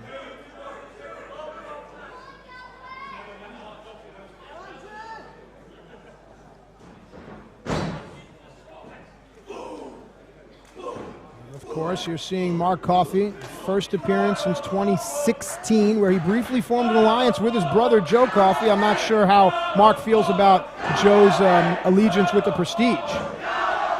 Any allegiance between Mark and Joe, I have to say, has traditionally been a little fair weather. Mark, of course, when he entered the industry, he did not want to be known as Joe's brother. He changed his name to Mark Anthony, made a name for himself on his own. Interesting, kind of like... and this, of course, Mark's first singles match in a WCPW ring, and I'm sure Mark went back and watched the footage of Drew's now classic match with Joe Coffey not too long ago. Of course, like I said before, he does learn from Joe's mistakes. But still, no getting him out of that suplex there by Drew, who hooks the leg this time, a little serious. You know, and you talk about changing your last name to not have any allegiance or association with your brother, and that's been done in pro wrestling forever. You go back to Buzz Sawyer and Brett Wayne, or things of David Sammartino not wanting to be called David, Barry Windham instead of Barry Mulligan, things of this nature. So it says a lot about Mark Coffey trying to forge his own path. Inside cradle, small package, ankles are not hooked, and that is why Drew is able to capture out. Drew, a tall man, not the easiest to the inside cradle nonetheless. Out with us here at ringside. I don't think Mark's going to wait. Mark wanted to get back out there himself. Drew's too smart. Oh, and that's what you get. You don't need to be here with us to have heard that. The forearm. Taking Mark down, but of course, out on the floor, it doesn't matter. Drew, the most sensible thing for Drew to do is get Mark back in the center of that ring and go for the lateral press. Well, let him inflict some damage first. The hush comes over the crowd as the ring apron is pulled aside. What is Drew looking to do? Oh, wow. Oh, no, I've never seen this before. That's all steel under there. So the ring is constructed of soldered steel. Soldered together in places, very firm and taut. Drew, of course, a man that will do anything to win, but this match is barely 5 minutes young. And what drives a man to do that? Drew Galloway. Different from most men. What drives it is the World Cup, and it goes back to what we talked about during Drew's entrance. Drew wants the world to know how great he is. For those that have been living under a rock, hang on, cover here. I'm not talking about the country, I'm talking about the thing. If you don't know Drew Galloway, get to know him now.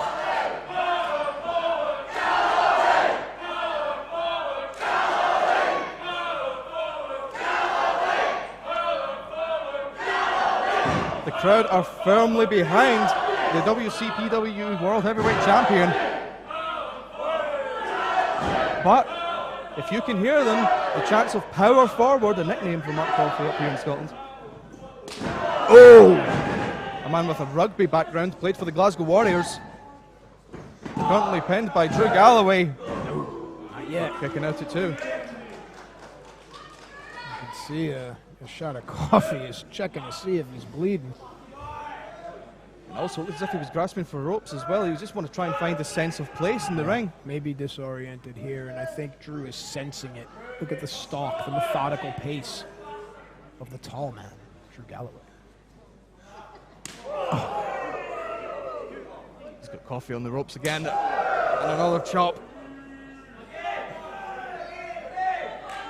I like to start to watch, when I'm in the ring, my opponent, or when I'm here as an analyst, the knees after the strikes. When the knees start to buckle and they get a little jelly, that tells me that this wrestler may or may not be fading. Not so fast. Coffey still has some fight left in him. Both fighters are down. One supine, one prone. Now both laying face up. Whomever will rise to their feet first will enjoy a distinct advantage. A remarkable distance at the moment, however, neither one able to reach over for a pin. But Drew Galloway, of course, the taller of the two, would be the likely one. But he finds himself in the corner, using the ropes for assistance to get back up on his feet. As does Mark. We talk about it a lot, distance, spacing in a fight.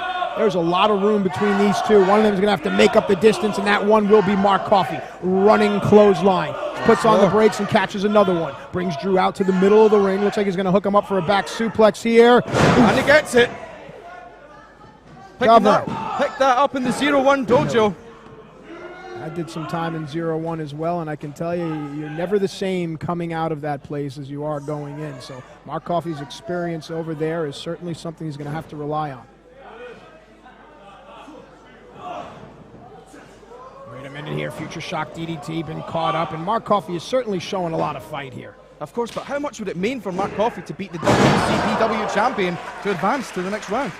Cover here.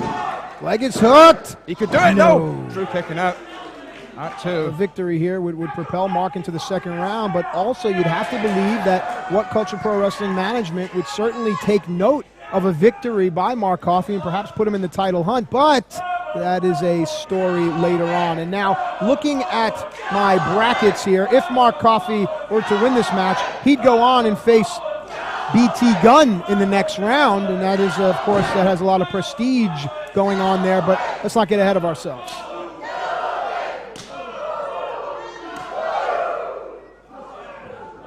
Oh, the exchange escalating here. Drew off the ropes. Redirection. Set out powerbomb. Ooh, now normally Drew likes to get his feet over his opponent's biceps. You saw that Drew's feet were wide open there, and that allowed Mark just to roll a shoulder off. Do you think that's a sign of fatigue in Drew Galloway, not able to adjust? I think it's a victim of circumstance there, but you could have a point, absolutely. Wrist control into the fireman's carry. Mark kicking his legs, trying to shift his weight. He does, gets back down onto his feet. Swim through. Oh, pile driver! Stick pile driver right there. Mark's kind of close to the ropes, though. Drew's going to hook the near leg. No! Using all his power to kick out. You know, it says so much because 20, 30, even 15 years ago, the pile driver, the DDT, that ended matches. The evolution of today's athlete is something that's so impressive because guys are kicking out of pile drivers and DDTs. It just goes to show where we are going with this sport, especially the great wrestlers that come out of Scotland. Well, the advancement of this sport in Scotland is thanks to that man in the corner who debuted in 2001 in his 16th year in the industry. Talking about Drew Galloway. Setting up. Oh, God! That was like Galloway's down! Leg is hooked! 2! No! Drew did not see that coming. And now, Mark Coffey. There's experience. We talked about it with some of the younger wrestlers early on about waiting or holding up just a 2 to the referee. No, Mark stays right on top of his opponent. Drew is still disoriented, but has some fight left in him as well. Of course, if you're going to try and beat Drew Galloway, you can't afford it. Future shock DDT. That's it. No one kicks out of that future shock DDT. Drew Galloway advances into the second round of the Scottish Qualifiers of the Pro Wrestling World Cup of 2017. An impressive showing nonetheless from Mark Coffey, but Drew, arguably the favourite in this tournament, at least in the Scottish category. He's got a little more here. Nope. And I like that. You know, a lot of times you'll see a wrestler continue to beat down another wrestler after the match is over, but not Drew Galloway. He's got respect for our sport. He's got respect for the nation. He has respect for the Pro Wrestling World Cup.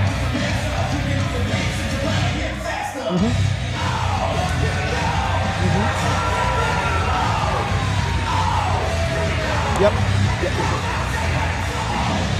All right, ladies and gentlemen, as Drew Galloway waits to get his hand raised, we are going to shift gears and talk about something. Well, hang on, let's stay here because this is something that I like.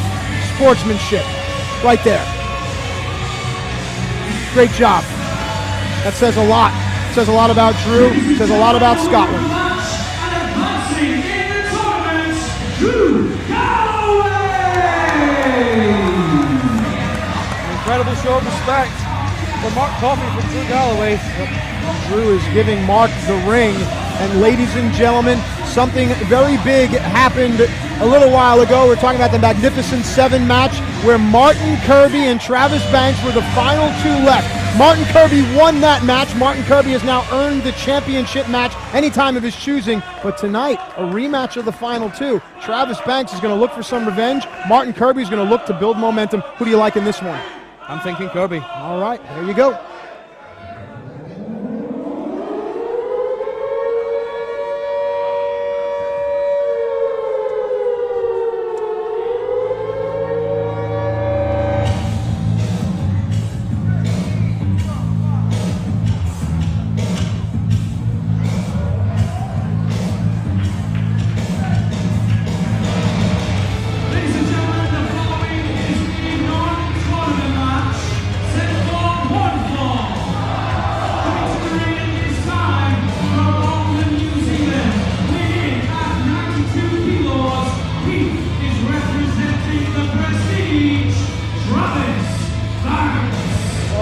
Quite a bit of the prestige here tonight.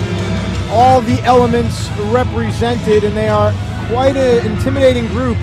But like I said, individually as well as together, very dangerous. And that is all because of that man right there, Travis Banks. From Auckland, New Zealand, the home of Tony Garea.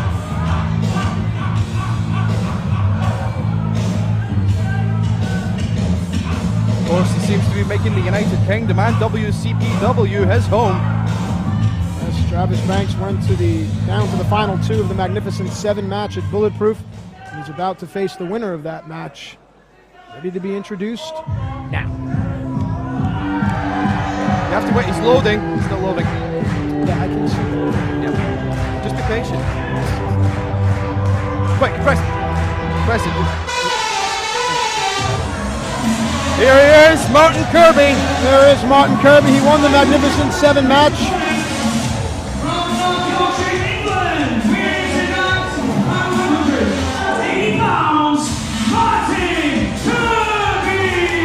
And by winning that Magnificent 7 match, Martin Kirby now has a championship opportunity any time of his choosing, and you can only start to speculate, when is Martin going to relinquish that contract? When is he going to sign his name? The contract is already, it's been sealed, it has been, what's the word I'm looking for? When they notarized. It's been notarized. All Martin needs to do is sign it in the presence of a WhatCulture official, and I'm hearing rumors that may happen perhaps April 29th. I'm not so sure. I don't want to put words at no regrets at the pay-per-view, but boy, oh boy, that would be a great time for Martin Kirby to cement his legacy. But before we get there, Martin Kirby may be the master of his own destiny as far as the championship goes, but right now he is on the receiving end of a beating from Banks. Yeah, now here's a little tidbit for you, a nugget of information, that these two are former tag team partners, albeit for a short amount of time, so I wonder what they know or don't know about each other. That short time, as you say, it might be enough right now for Banks at least to take advantage of it. Martin's got to try to build some momentum going into his title match. Comes up at the time of his choosing, whenever that may be. But right now, Martin has his hands full with the Kiwi Crusher, old Travis Banks. Well, Martin Kirby is someone who I've seen from day one. He began his career in the Trinity Centre in North Ormsby against his trainer, Dragon Isu. It was a baptism of fire, and of course, it could have been an actual baptism because that place was a temple, but you're used to working in those. Hey, I see what you did there. Well done. Check that one off the list. I'm telling Vampiro on you. And now Travis Banks controlling the arm at the wrist and the elbow. All you young fighters out there, pay attention to joint manipulation. Now pressure on the shoulder. Kirby, a wily ring veteran, forward roll to alleviate the pressure, but Banks too quick there. And Kirby quick as well. Hey, Kirby. Sunset flip into the ring, into the center of the ring. But still a 2 count. What? Oh, missed enziguri. And Travis Banks wanting to take this back to the outside again. Wow. Yes, and Travis Banks clearly frustrated at the loss to Kirby at the Magnificent 7. He wanted that title opportunity so badly, and now Kirby was S-canned onto the floor, and now... But you know what? He's going to be even more frustrated if he scores the win against Kirby tonight, because still, that championship opportunity, that's still in Kirby's hands. Yes, but you have to believe that if Kirby goes on to challenge for the title anytime soon and wins that title, Travis Banks is in line for a shot. But like I said, miles to go before we sleep. That's like my 4th Robert Frost reference tonight. Maybe Banks is looking to take Martin Kirby out straight away. Senior official Steve Linsky. He's got the stripes on. That shows you. What are you doing, dude? No. Come on, just come on. Worry about him. Don't worry about me. Him. If anything, the longer he pays attention to you, that gives Kirby a chance there to get his breath Good. back. Thank you. Matt Striker with the assist, everyone. No, it's not that. It's just the prestige have been up my arse for quite some time, and I mean, whatever. Neither here nor there. Back to the action in the ring now, or outside of it at least. Martin Kirby and Travis Banks. Nice little palm strike to the gut. That doubles over Kirby, and now Banks is right back in control. Throws Banks, Kirby in. of course, driven to get pinfall. A short whip. Kirby reversed it. These two are pretty evenly matched in size and in speed. I know that Kirby definitely has an experience advantage here. Which, of course, played perhaps into the fact that they were once tag team partners, even if just briefly. Yeah. Familiarity breeds contempt. Ask my last several girlfriends. Kirby off the top. Oh! Nobody home. Shoulders down. Leg hook. Hands clasped. No. Banks taking all appropriate action to try and get the 3. No luck. But once again, not wasting any time. Yeah, and we talk about how BT Gunn is unhinged. Travis Banks, for my money, may be the most dangerous member of Prestige. And you know, even when he got in my face right there, look, I'm not going to lie and say I'm a tough guy. A little bit intimidated. You can see the fire and the passion in the guy's eyes. And if you look at his face, you can tell that nose has been broken several times. Not afraid to get into a fight, Travis Banks. The attitude's just maybe pandemic within the Prestige. That's a great word. I'm going to write that down. You know, I used to be a school teacher. What happened?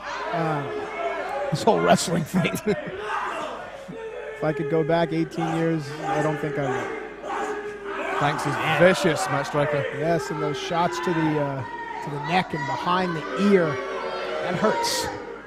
Unopposing to the crowd. Just, again, it seems to be a prestige trademark, and it works against him. A little sling blade there. A little Tanahashi for you. Kirby charging up.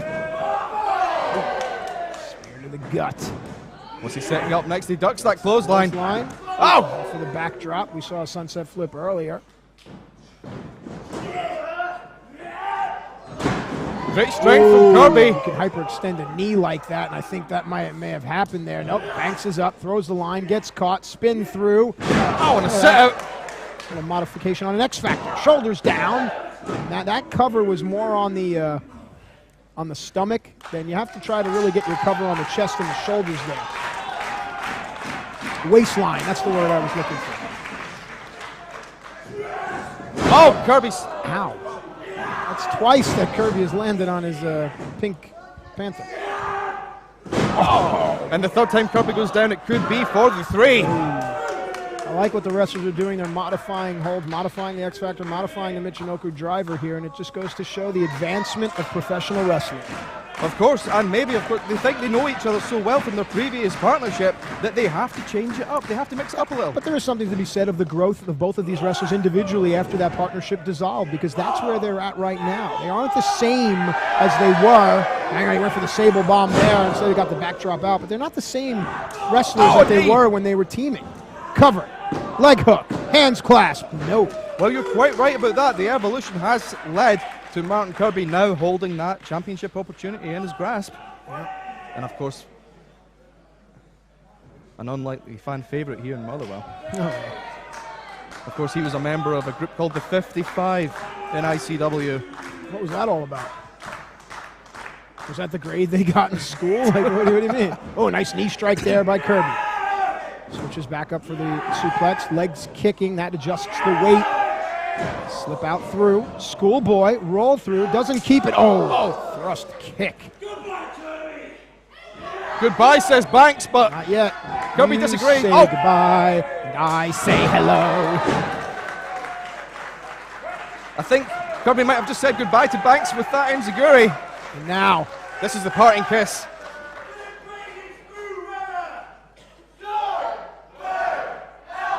The Zoidberg elbow. He never ever seems to hit this move, the Grand Naniwa crab walk. If he hits it, it's tonight the night. Oh, wait a minute. Shh. Banks thinks that he missed. You know what? This is clever. It is clever. It is very Martin Kirby. Oh, a little mockery there. I don't know. Kirby is. What if Banks is the man to hit the Zoidberg elbow? Let's not forget Kirby pulling an Eddie Guerrero. God rest his soul. If Kirby's he hits not hurt. He's laying there in possum. Stupid Travis. Stupid Travis. If he'd hit that elbow, that could have been his. Sable bomb. Cover. Leg hook. He got him. Martin Kirby rolls on. Could no regrets. April 29th be the night. Very well, good.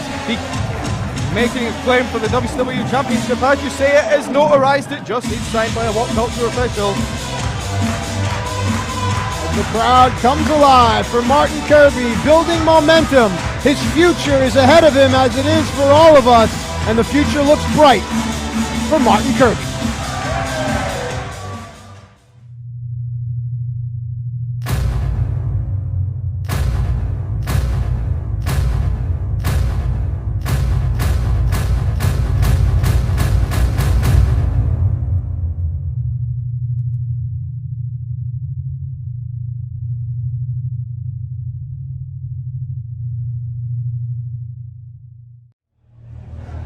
Wait a minute, surely. Yeah, do I not have this on my format? We've seen the Prestige. We've seen the Remember. Hang on, we saw Coffey, we saw Chip.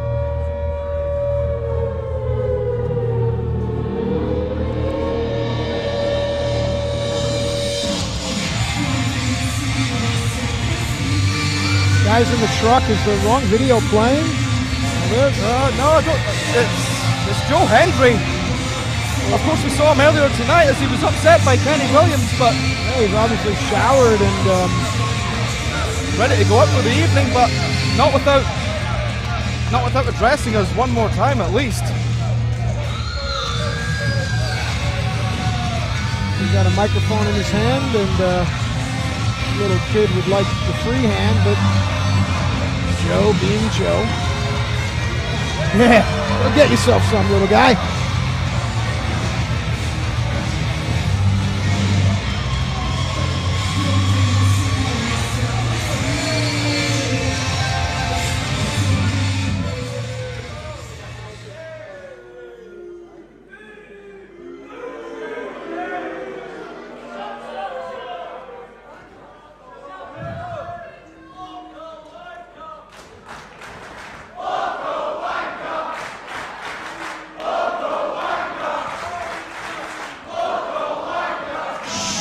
Do you think we should get some security? Because really he should not be out here holding up the rest of the event.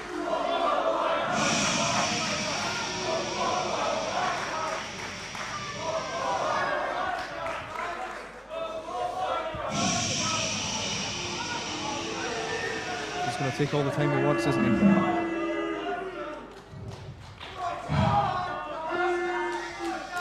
When I made my way into this ring, right there, that little boy right there stood up and he wanted to shake my hand. Well, little boy, let me just explain to you why that can't happen. The reason is because I stand here in this ring and you all sit behind a barrier and you boo and you cheer and you come to the shows and you think this is all a big laugh. And that's the problem. Now I think about, when I look back at world history, when I look back at all the things that have happened in the history of mankind, there are pivotal moments when if you had changed one thing, we'd be living in a different world. And tonight, that happened because Joe Hendry is no longer in the Pro Wrestling World Cup.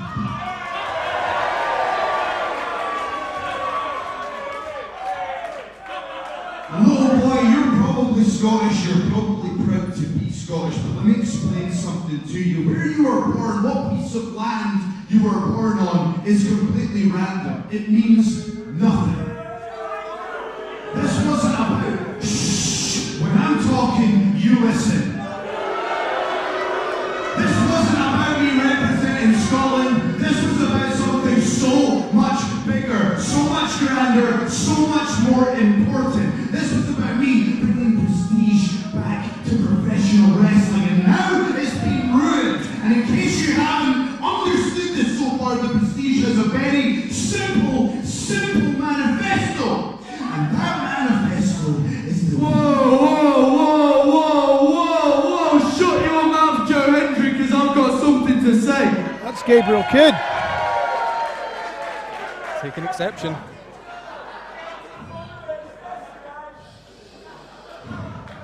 What's wrong with you, Joe? What's wrong?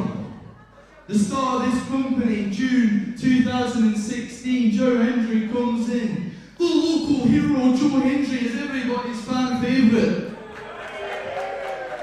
You try again, everybody loves you, Joe, until you decide to make the decision to turn your back on Kurt Angle. And you come here and you talk about prestige and that you're owed anything. You aren't owed a dime in this industry.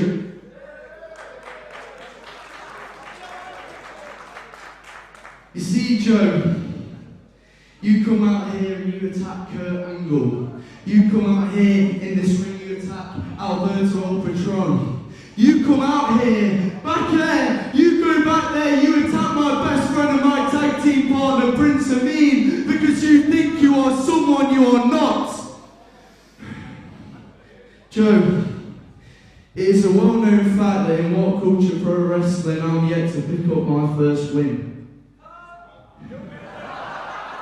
But I can tell you something, that win is coming, and when it does, I am set, I'm on a roll, and I will not stop.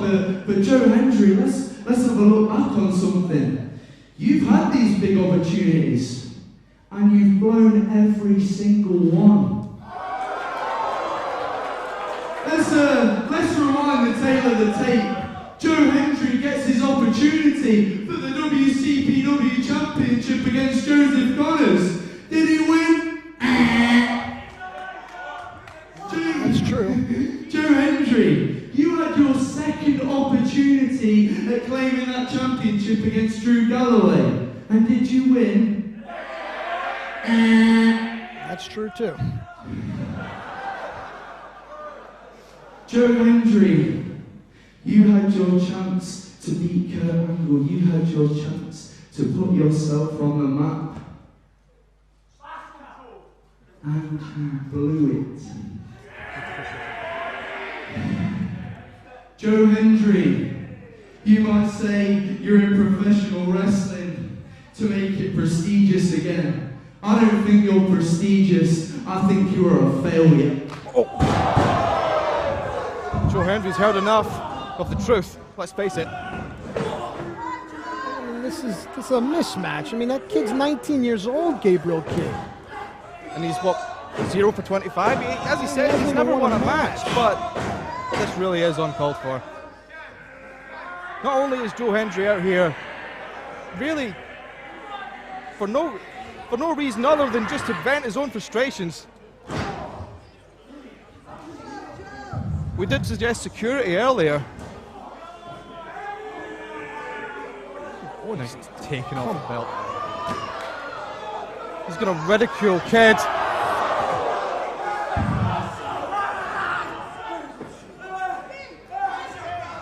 Oh, again.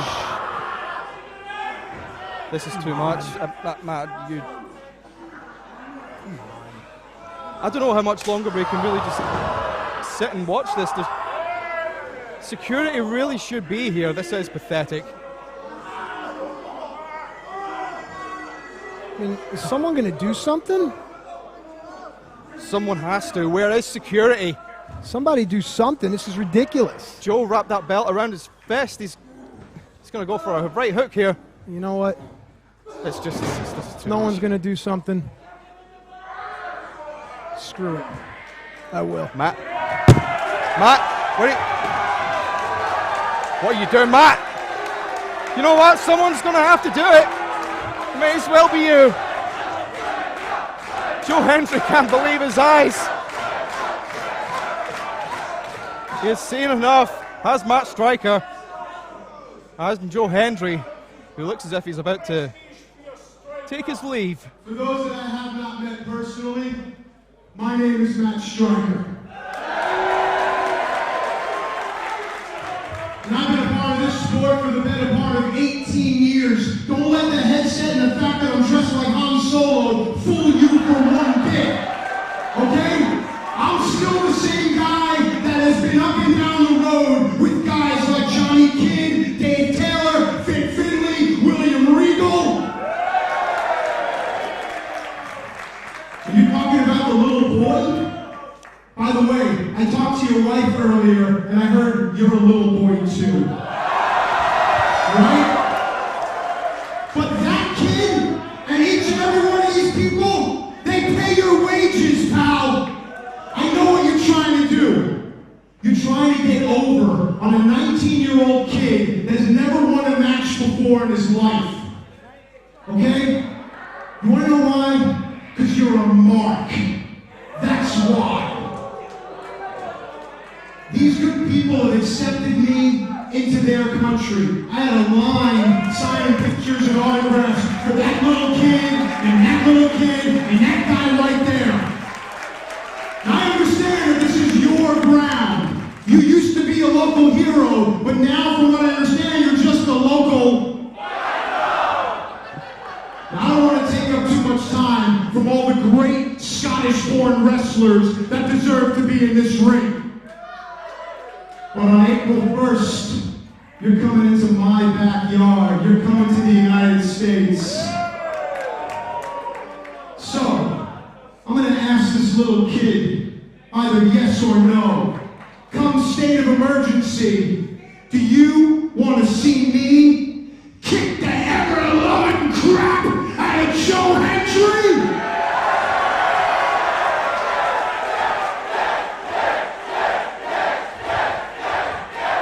Hey kid, if he won't shake your hand, I will. but I want to hear it. Yes or no? Hell yeah! Hell yeah! Hey, stick, come to my hometown and get your ass kicked.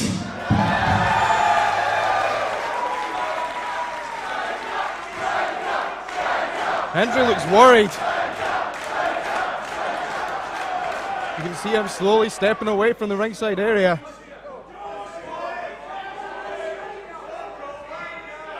And rightfully so, someone's looking after Gabriel Kidd here. Matt Striker checking on him. Hendry running.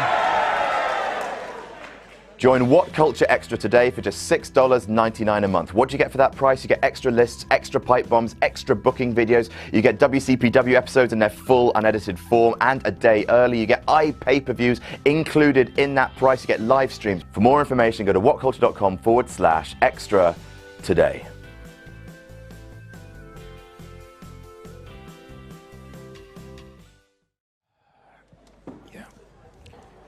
All right. Guys, I just got to apologize. You know, too many times I've seen guys take advantage of kids in this business that are just trying to make it. So you'll excuse me. I have a job to do, but you got to take over. So I'll take over the reins for now because it's the tail of the tape coming up here for Joe Coffey and Kenny Williams. Kenny Williams, of course, the man who upset Joe Hendry earlier this evening. And as the tail of the tape here arrives, here we go again. It's the same story for Kenny Williams as earlier. A massive weight advantage goes to his opponent, Joe Coffey. Only a couple of inches in height. But again, Kenny Williams, his forte is the high-flying skills. Joe Coffey ready for anything.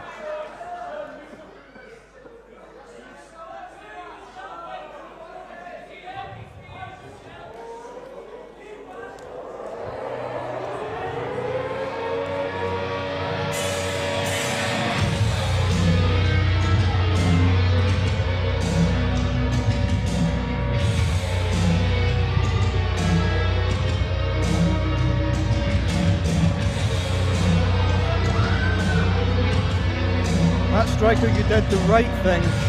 You did a brave thing. You put your own reputation as a broadcaster at stake by stepping in there. But you know, and I really don't want to rile you up any more than Joe Hendry. Look, but Joe Coffey. Dude, enough. Right is right, and someone has to do the right thing. And right now, the right thing is to give Coffey and Kenny Williams the respect they deserve. This isn't about me. It's about the second round. Of course, you're correct. All due respect to Joe Coffey. I can't help but wonder if he was in the back, just egging Hendry on to go for that, just to try and hold the show ransom. Perhaps buying himself a little more time to prepare for this second round match against Kenny Williams.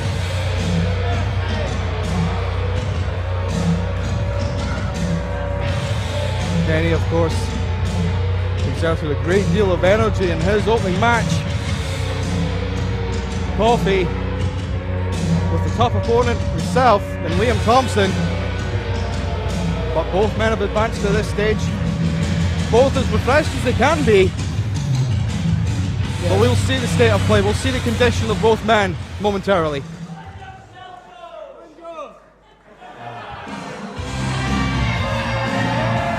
Now here comes a guy, and I know I'm supposed to be all unbiased, but I want to see Kenny Williams kick Joe Coffey's ass. Why the heck not? Right, why not? And you know what? Kenny Williams, of course, we talked about it earlier. His respect that he shows everyone. Yeah, look, his sunglasses to the kids. Yeah. That's what this is about. Listen, these kids are going to grow up, and one day they are going to come and they are going to be the future of this business. And that's why we have to cater to them. The youth of today is what's so damn important, because if you look at the adults, they're screwing up the world. So why not put it in the hands of the little kids? Shake the guy's damn hand. You're absolutely right, Matt Striker. But Kenny Williams, of course, he had to agree with everything that Gabriel Kidd said. Cut from the same cloth, really. Ladies and gentlemen, the following contest set for one fall. It is the second round qualifying match in the Pro Wrestling World Cup.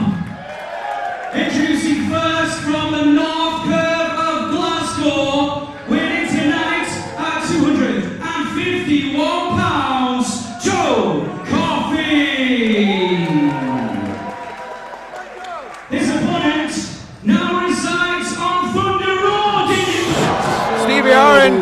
interrupted. We're not going to get the end of that, but Kenny Williams is on the end of kicks from Joe Coffey in the corner. Yeah, and I mean, I can't help but feel a touch responsible, because I think all I've ever managed to really do is just raise the ire of the Prestige as a whole.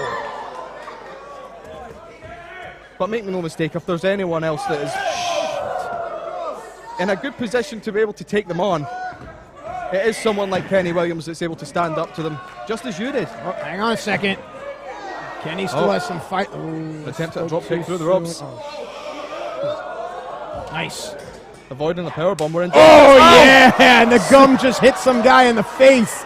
More! Do it again!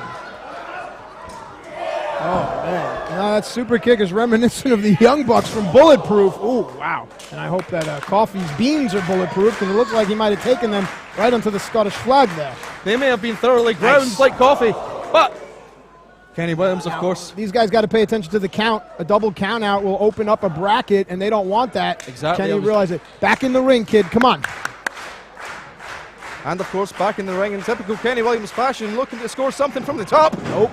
Up, over, roll through. Gosh, could you imagine Kenny Williams wins this leg of the Scottish qualifiers? Could you imagine a Kenny Williams-Will Ospreay matchup in the finals at the end of this summer? That would be awesome. It would be a dream. But hopefully not a fantasy. I would love to see it. And the backbreaker. Smart. And cut down the tree. Kenny can't do any flying. And then we've known Coffey to use, hang on a second, cover. Just the two. You said it the earlier. Boston Crab in the lower lumbar region. Go ahead, what? I'm sorry. Coffey uses every part of his body as a tool. He used his head to he's roll a Kenny tool, Williams all right. over for I'll a tell you pin. that. I'm not going to disagree.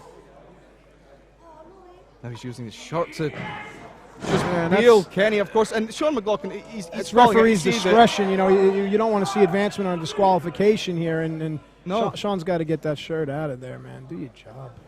I mean, I understand. Why is everyone so afraid of the Prestige?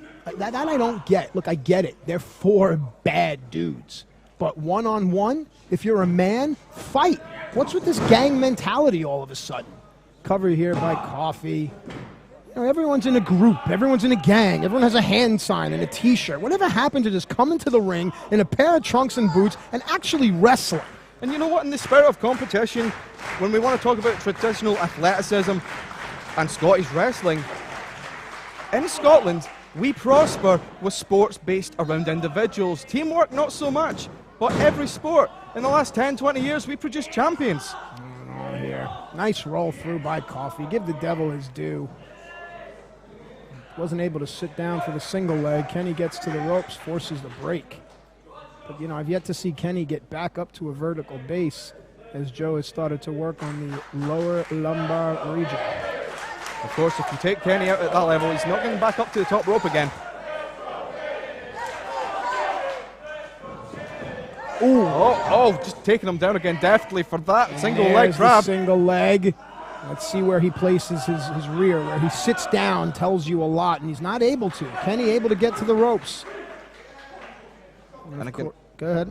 The opposing styles, of course. You know, this all-rounder that we know of, Joe Coffey, pretty much ready for anything. But Kenny Williams, you know, although he may lean on the the high-flying end of the scale, he will still, you know, he's never say die. He's a daredevil. None of this beating is going to resonate. Nice. Nothing. Smart. Well, he's not blind like course. Daredevil. He knows where he's going. Of course, because there's no giving up. He's already thinking about the next move he can make, the next thing he can yourself do. with Joe close to you here, buddy. Of course.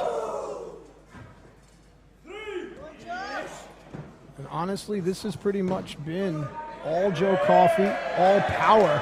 But this shows you the smarts of Kenny Williams. Looks like he's trying to get away. Honestly, I think he's just buying a little more time to rethink his strategy, but it inevitably will be based on speed, on flying if he can. That's going to be the way that he can take Coffey by surprise. Now Biff Tannen with a beard, Joe Coffey. Working on Kenny Williams. Looks like he's working on the lower back. If only we had the almanac to know who was getting out of this match And now with the victory. Camel clutch, seeking to humble Kenny Williams, is Joe Coffey. And that seems to be it, though, with, again, part of the MO of the Prestige is humiliation. Yeah, they just want to degrade that's everyone. right at your point. Again with this We get it. room key. This is a distraction. These guys are distracted. They aren't focused on what the art is. It's pro wrestling. And now Kenny Williams, come on. Yeah, baby, hook it in. So I'll put the card in his mouth. Come on, Travel Lodge, room 415. Oh, see. And Kenny got caught up in the gamesmanship, didn't focus on the pro wrestling, didn't focus on winning the match. And maybe that was the strategy of Joe Coffey all along. Bring Kenny down to his level. I think he's that smart. He's cunning. Oh! Pop-up Euro cutter. But back comes Kenny. Off the second rope, back elbow. Here comes Kenny Williams. Come on now, build up a head of steam, kid. Come on, come on, come on, come on, come on. Close enough to hopefully reach for a cover, but it looks as if the time is dissipating fast.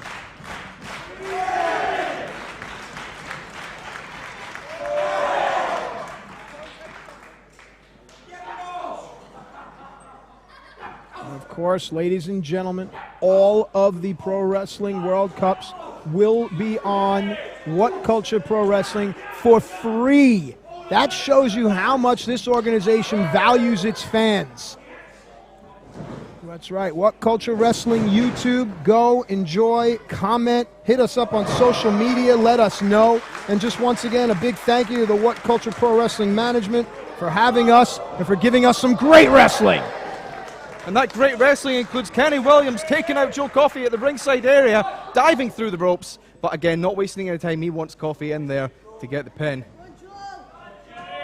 Again, it's just using that speed to his advantage. You got to go with what brought you. You know what I mean? Look, I'm starting to think now. I laid a challenge down to Joe Hendry for State of Emergency on WrestleMania weekend, April 1st, and oh, wow, nicely done. I might steal that move right there. Although I think someone uses it. No. Kenny Williams using it to effect at least. You can see Joe Coffey still on his back. He may have kicked out at 2, but how much energy has that taken? Kenny, come on, Kenny. Come on, come on, pay attention. It wouldn't do any harm to go for another cover at this rate. Good point. Coffey's still down. But for how much longer? Hopefully long enough for Kenny to complete his next offense. It's Kenny got here. High risk, high reward. Lands on his feet, bounces back out. Oh, he went for the Rana, got caught with the power bomb, and then the giant swing. And I'm telling you, if you're scouting Joe Coffey, if you're scouting him moving into the finals, this is what he does. He looks to end it, uses the giant swing, then the Boston Crab, bends his opponent in ways that the body is not meant to bend. Kenny maybe just a few inches too far from the ropes. He gets them! And will Coffey letting go after the count of 2 is actually quite surprising. Perhaps it's the disbelief. Yeah, but I think the damage has been done. Listen, the kidneys are back there. It's hard to breathe when they're compromised like that. You can see it. I mean, I'm not being funny. Your urine turns orange and red because blood gets in your urine. Anytime your kidneys get... This could be at the final punctuation points in this match. Wow. Are written by Joe Coffey. Look at that stretch. That's it. You got him. That's unbelievable. A great variation on the submission. Take nothing away from Joe Coffey. It's a damn shame that Kenny Williams could not advance, but listen, Joe Coffey earned that victory. He absolutely did, and that means that he will be a representative of Scotland as a nation, whether we like it or not, in the Pro Wrestling World Cup as we carry on. There is still a bit to go here. Joe Coffey has moved on to the finals. They happen in the summer, August. Of course, Will Ospreay, Zack Sabre Jr. already coming out of the English qualifiers. Joe Coffey now out of the Scottish qualifiers, and we still have one more finals match to go here, and that's coming up next. Right now, we're going to get... Ladies and gentlemen, the winner of the match and advancing to the World Cup Finals in August, Joe Coffey! The official hand raising. Come on! That sportsmanship's not going to last very long.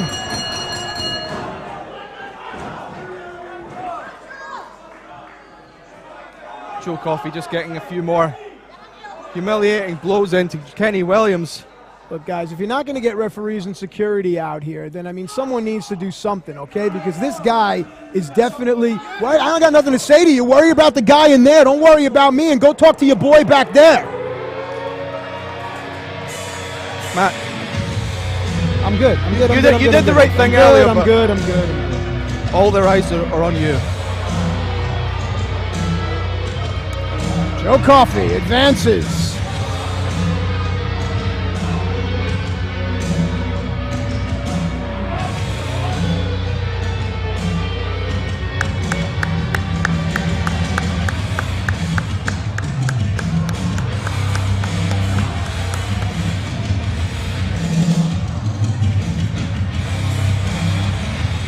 I'm going to send someone back to take a look at Gabriel Kidd and try and get some notes to see how he is. That's a good idea. It would actually be really good to get an update on his condition.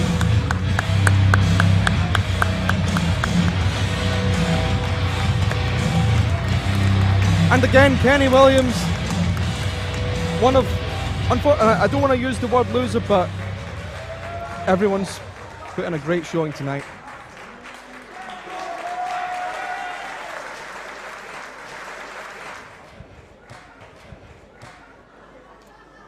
All right, ladies and gentlemen, let's take a look at the tail of the tape for this second round final match of the Pro Wrestling World Cup 2017 Scottish Qualifiers. What jumps out to you? What jumps out to me again is, in fact, another massive difference. Drew Galloway is a giant in this tournament. You know what? And that is probably going to be playing into the fact that he is one of the favourites, if not the favourite. It's one of the reasons he's the WCPW champion.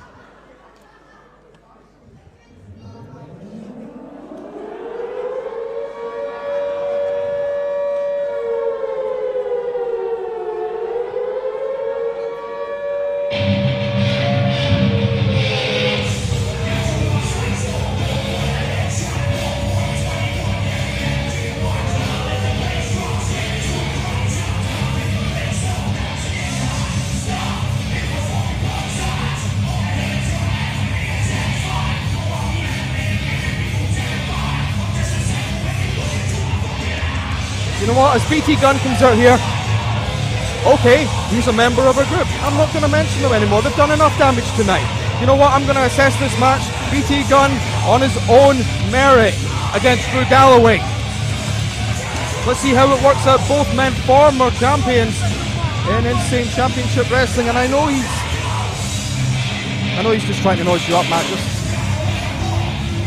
Well, I got to tell you, you know, this matchup here, I think it benefits BT Gunn.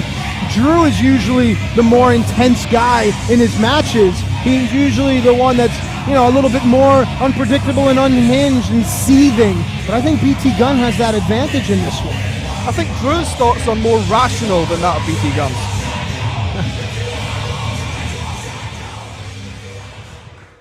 Senior official Steve Linsky has signed this, and I'm getting a text from...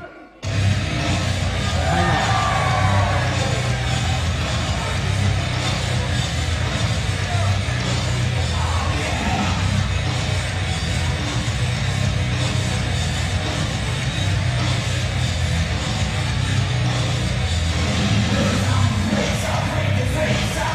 Well, it's worth reiterating that when we see Drew Galloway come out here tonight, of course, as mentioned earlier, he will be without that WCPW championship because of the respect, of the importance that he is putting on this tournament and on this match. He is one match away. BT Gunn is all that stands in his way from that place to represent Scotland in the Pro Wrestling World Cup this summer. Drew Galloway understands what is ahead of him, and now I posit this question: who stands to gain more with a victory here, Drew or BT Gunn? You know, we talked about how Drew wants the whole world to remember his name. I think BT Gunn wants the world to simply know his name. Both of these guys have a lot to fight for in this one, and look at BT not backing down. You've hit the nail on the head, Matt. Of course, Drew Galloway, everything he does it with the exact same amount of devotion. But everyone, as you say, they know his name. He is the king of Scottish wrestling. He's the champion in this promotion. He's been a champion in many. Let's go to the ring for the introductions.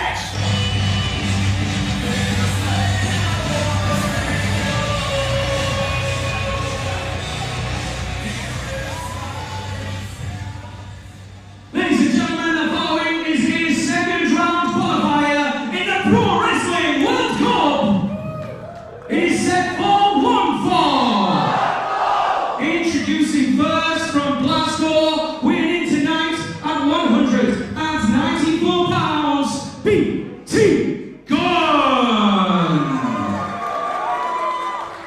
Ladies and gentlemen, his opponent, wrestling out of there, winning tonight at 260 pounds, Drew Galloway. There we go. Well, cover quick. Ooh, it's a 2.5. That kick definitely disoriented Drew. if you want people to know your name, that's one way to start a match with Drew Galloway. And look, I'll tell you, it's so easy to get your cage rattled, to get concussed. And while we're talking about that, I just got a text message, an update on Gabriel Kidd is multiple lacerations and a concussion. And I know he was looking forward to no regrets, and now I feel bad because that looks like a long shot for that kid. And it is what it is. I think really at this stage that's all we can say, but it's another learning curve for Gabriel as well. But he did the right thing. Yeah, I wish him a full recovery. Let's get back to this match here, though. Drew McIntyre back up to a vertical base, laying in the knife edge chops on BT Gunn. Sure, give him some on the back too. Why not? There you go. There you go. Now, I'm not being funny. Those chops normally hit you on the chest, but when they slip down to like the areola, to like the nipple area, they burn. Cover here. Kick out. And again, BT Gunn relying on those signature kicks. They do come with an element of surprise. You never know when he's going to strike. Yeah, BT's really good at closing distance, and we talked about the height advantage that Drew has. Actually, the fact that BT is about 5 or 6 inches shorter, it works in BT's favor because he can quickly close that distance with a kick.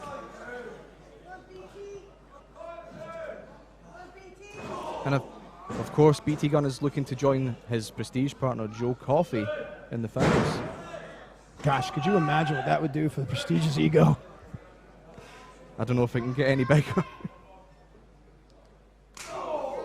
Slower pace here. You might have a say in that on April 1st. Drew in the corner, not for the first time he's been on the ropes in this match. Snapmare, exposes the back. Drop kicks to the shoulder. And a quick cover attempt by BT Gunn. And look at Drew's face. Drew knows where he is. Drew knows he's in a fight. Drew's starting to get pissed, if he wasn't already. Drew's in his element. This is stupid by BT Gunn. Why in the world would you say, come on, Drew, come on? Okay. That does, listen, man, now all of a sudden I become a little bit scared of BT Gunn. Because the fact that he's willing to do that to Drew Galloway. This man is willing to bleed to death, I've told you before. He will take any risks. Shoots first, asks questions later. Drew Galloway, for a man his size, is so agile, moves so well, takes full advantage of his surroundings. I know that in the tail of the tape we described him as a powerhouse, but really this guy is an all-rounder. Talking about Drew Galloway. Absolutely. You can hear BT Gunn growling on the floor.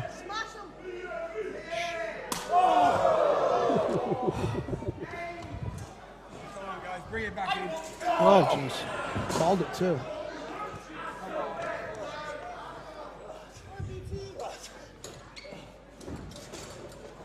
Oh, man. Closing that distance again, as you say, Matt. Was BT Gunn, but he's going to have the count of 10 from senior official Steve Linsky, and then they're going to have to get back in the ring. Yeah, I don't think Linsky's going to count either one of these guys out. It's just my opinion. Well, if he's anything like us, maybe he wants to see Drew Galloway give BT Gunn an appropriate beating. Well, listen, we're supposed to be impartial, so let's It's very difficult. It is difficult. Professional. I mean, I know my professional credibility went out the window a long time ago, but you still have a future, my friend. You've not watched ICW. Up on the stage here. The largest stage in the world. with that Pro Wrestling World Cup logo in the distance. Of course, that is the destination this summer that they're fighting for. Whoa, nice. A suplex on that stage. It looked like BT was trying to suplex Drew off of the stage. So Drew was out of desperation and salvation there, countered. Of course, but we were up there ourselves earlier. There's no give there. No, not at all. It's pretty high up, too. Which is to our advantage right now. We can see what's going on. Yeah, well, this is not a Falls Count Anywhere match. These guys are going to have to get back into the ring, and that looks like what Drew's doing here. He's bringing his opponent back where the money is made, in the middle of the ring. This is pro wrestling. Well, now BT Gunn landed on his feet, thought on his feet, and has bought himself a little more time.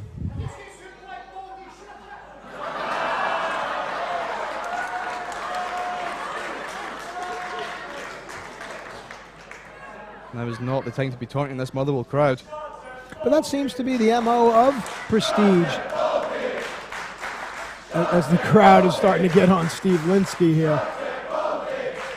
But that seems to be their MO. You know, in a lot of in sports, if you look at basketball, you have the sixth man, the fans, right? You guys have here in football, we have the 13th and the 12th man. Yeah, because I know my sports. So, you know, maybe Prestige are trying to somehow use some type of psychological something. Oh, big superplex. We saw the ring shake before us with that superplex. And of course, if you want to discuss the events here before your eyes, use the hashtag Pro Wrestling World Cup. Or the hashtag Striker Please Kill Hendry. All one word. I'm using that one.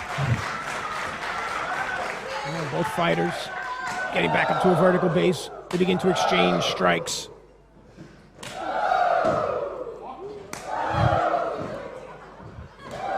BT Gunn getting frustrated with this. Ooh. He wants to take Drew down. Headbutt, man. Ow! And again, it's a kick. Pulled right out of the bag. Oh! And Nice. Drew with one of his own. Flooring Gunn. Running, jumping, halfway push, pump kick. 2. No. I'm trying to see Drew's eyes. They are not glazed over. He seems to have all of his faculties about him. You can see it. He's visibly frustrated. Oh, but Drew's always frustrated. Hang on, going for future shock DDT. He's used this move to win so many matches and championships, but perhaps none more important than this one right here, right now. Ooh, ooh, ooh. Here we go. Oh. Reversing off of the Alabama. Oh, my God. How strong does Drew Galloway need to be to pull that move off? like I said before, he is a giant. Almost of fable proportions. Yes. But again, this is a testament to just how much punishment BT Gunn can absorb. You know, I just noticed something there. You know, listen, Drew is so smart, and yet he chooses to pick his opponent up after his opponent is down because Drew wants to inflict punishment, but that may have been a mistake. Ooh. Nice running knee strike. And the double knees off the top here. A BT Gunn signature. You can see there was no weight on the shoulders, no weight on the top of the chest. Seen a lot of guys doing that. I know why they do it. They try to cover on the stomach or the diaphragm because breathing becomes difficult. But it takes a lot to kick your opponent off of you. It takes even more when they're laying across your chest. That is a great rationalization of it, Matt. But again, I didn't even think that that would be complacency on BT Gunn's part. I think it was a sign of fatigue. Good point. Look at you coming up with good points. How dare you? I have a quota. I need to get them all out. There's not We much saw time this left. before. I like this move here from BT, but Drew saw it as well. Consummate professional, watches all the matches before him. We've seen that pile driver before. Here we go. Future shock DDT, and look at BT Gunn's neck. It folds, leg hooked, and Drew is on his way. He held on to that future shock DDT just that little bit longer than usual to make sure it took full effect. Drew Galloway joins Joe Coffey, Will Ospreay, and Zack Sabre Jr. into the World Cup Finals coming your way later this summer. It's going to be hot. Well, I can't imagine Galloway and Coffey are going to be carpooling their way to that tournament. Ladies and gentlemen, here is your winner, and advancing to the World Cup final in August, Drew Galloway! A well-deserved victory for a well-traveled warrior, Drew Galloway.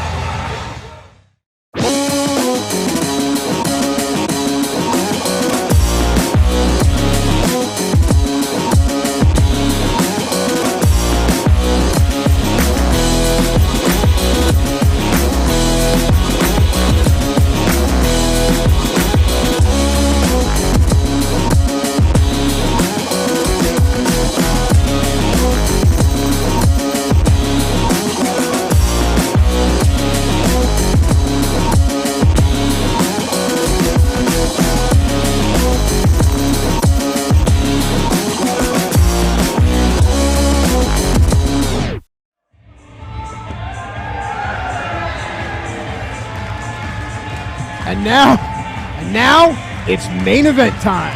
The first time this main event has taken place anywhere in the world, and exclusive for WCPW. Will Ospreay is going to take on Marty Scurll and Matt Riddle. It is the main event of the evening and a triple threat match.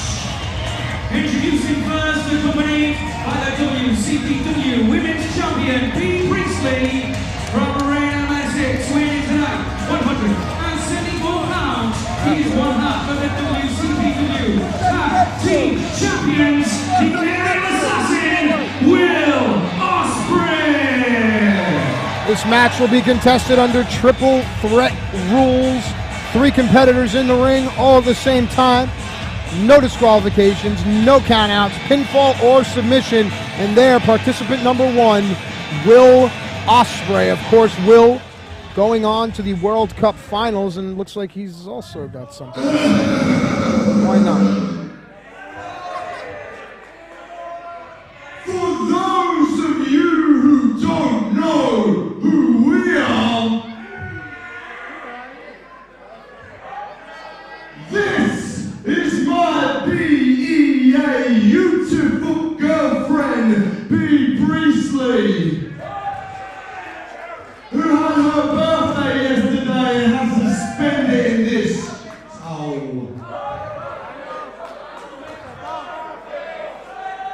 Yeah, damn right, sing happy birthday. Sing it. Go on, let's sing with you. Happy birthday to you. How dare you, boo? Happy birthday.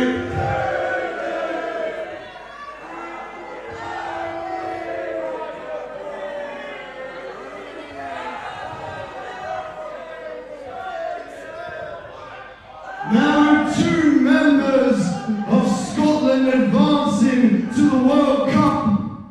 I don't care. Do you know why I don't care? Because I'm still in the World Cup. So if I'm still in the World Cup, guess what? Scotland hasn't got a chance in hell against England.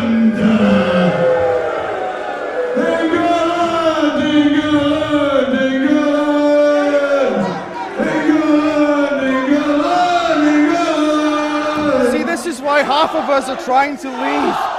A centuries-old rivalry. You want to chant for my country, the superior country? You can chant Essex. You know, Essex. I would settle for Essex just being cut out of the map. Now tonight I'm in the main event as always, and I'm going to show one thing. Show that if you live by the sword, you die by the swords of Essex. Will Ospreay certainly never short on confidence. And of course, a happy birthday to B. Priestley.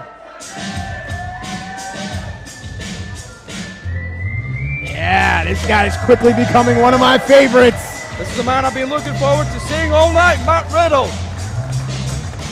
Formerly of the MMA world, man. There he is. Ladies and gentlemen,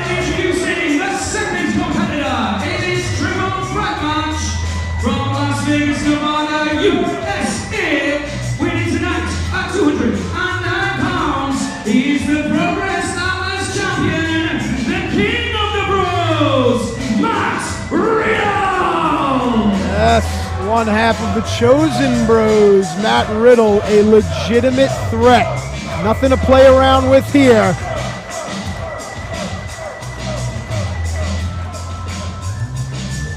And of course, he's going to be up for the win tonight. I mean, look, don't let this facade fool you. He's not looking to make any more bros in the ring tonight.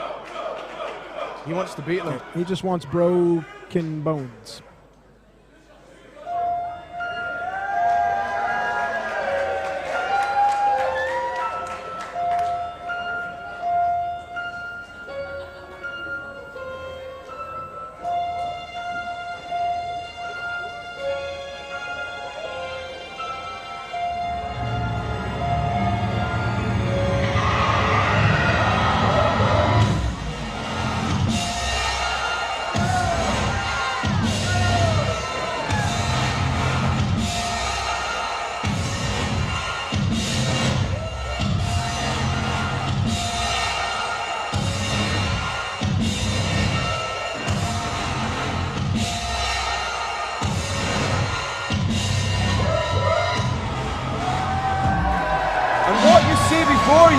There's a much darker representation of the man. Finally, introducing the third and final competitor in his non-title triple threat match from Cambridge, England, weighing tonight at 189 pounds. Ladies and gentlemen, he is the Ring of Honor Television Champion, the villain, Marty Scurll. As I was saying, a much more darker representation of the man than a Scottish crowd would normally be used to, the more flamboyant Marty Scurll of the past. But right now I can't quite tell if he was being a plague doctor or a pimp. Somewhere in between. Well, this is going to be a great amalgamation of styles. You'll have the high flying of Will Ospreay, the mixed martial arts suplex nature of Matt Riddle, and then just this, I don't know what, the villainry, the chicanery, the skullduggery of Marty Scurll. The Skullduggery. That could be another hashtag, but of course, if you want to discuss tonight's match, why not use hashtag Pro Wrestling World Cup? This is a triple threat main event. B. Priestley does have her manager's license, so she can stay at ringside. Let mine expire. All right, here we go. Main event time. Now both Will and Riddle are tall. They have a height advantage here. But Marty, oh, okay, I guess Marty and Will have decided that they are going to take on the American. Perhaps they're going to take them out early. And you know what? I think maybe it also might just be the fact that these two men are very well versed in each other's history. Yeah, I don't think you want to do anything to piss off Matt Riddle. Well, that's evidence A and B. Yeah, bro throws for everyone. Corellin lift into the gut wrench. An impressive showing from Riddle from the offset. Yeah, German suplex. Oh! I'm a big fan of Matt Riddle, man. I love the throwback. I love the validity. There's no BS with Matt Riddle.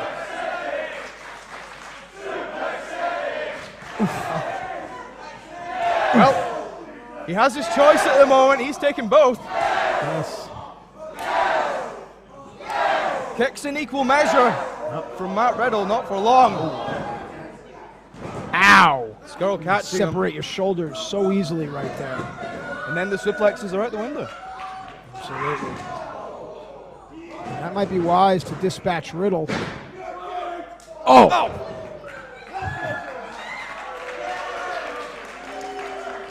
Ospreay, the lone man in the ring, exchanging some high fives there with Marty. Yeah, don't trust Will Ospreay. Stupid.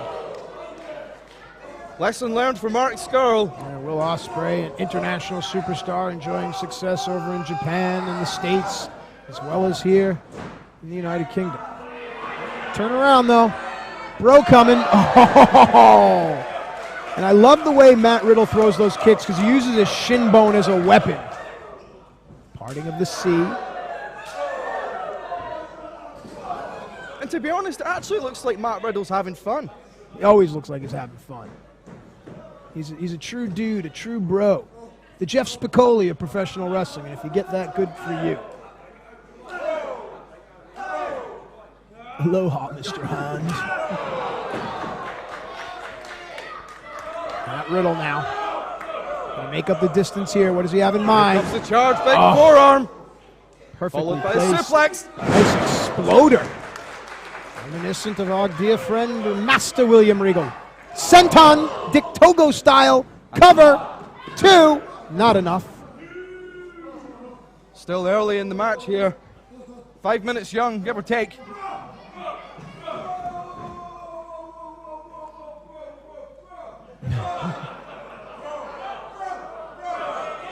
This might be very clever, actually, to try and slow the pace, because so far Matt Riddle has been dominant, and very quickly so. Oh, come on. Is this 1983? Shouldn't he have his fingers crossed behind his... Oh, there they are. Perfect timing. Yeah, Matt knew not to trust him. 1983, seriously looking at Marty, it's almost as if he thinks it's 1893. Yeah, who shakes with the left hand?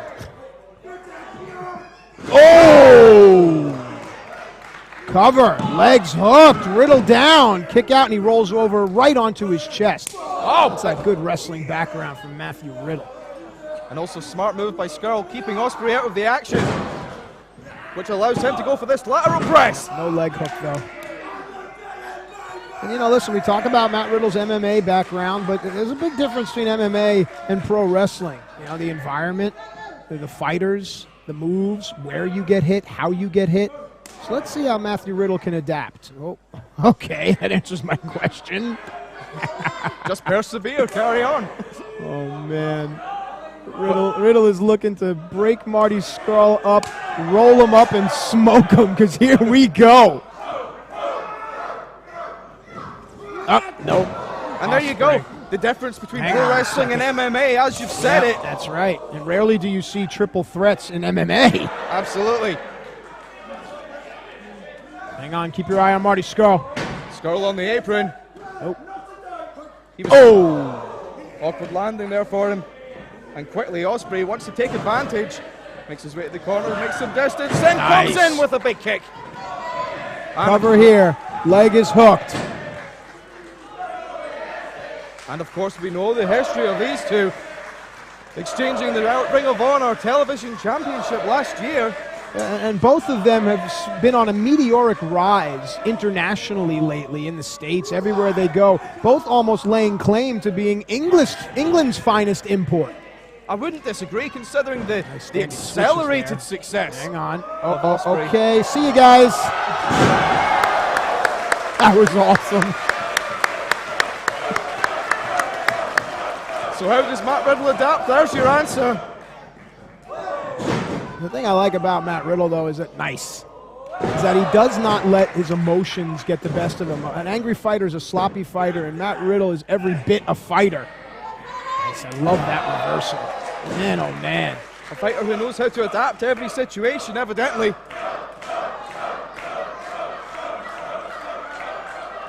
Riddle almost picking his spots here, and spoiled for why choice, not? but I was a little worried he may have been giving Ospreay a little more time. Nope. Behind. And again, 1983 called, and that never works. Oh, nice knee strike. Well, I doubt Scurll knows what year it is now. Second Fisherman's Buster. Keeps it. Into an inside cradle And position. like we said, no one ever crosses their feet. Leave it to a true wrestler to go in and cross his feet on the inside cradle, talking about Matt Riddle. An impressive showing from Riddle so far. And I have to tell you, yet again, this is happening for the very first time. This is a WCPW exclusive, having these three men in the main event together. Roll-off kick by Ospreay, setting up for something. Scurll knew it. These two know each other very well. We've highlighted that. It looks like Riddle's pretty much ready for anything, but Scurll and Ospreay are inadvertently, sort of indirectly, taking turns. They're taking turns. Oh, nice reversal on the plex there by Marty Scurll. Take nothing away from the villain. Deep leg hook. Not enough. The tides could be changing in favor of Scurll. Riddle rolls the left shoulder, and now you don't want to piss off the bro. Pile driver attempt. The Holding blood it rushing. Oh, God! The blood rushing to Matt Riddle's head before he landed like an exclamation point. No, just a 2. Wow. We've seen the pile driver here tonight. We've seen the future shock DDT. We've seen guys get their necks bent.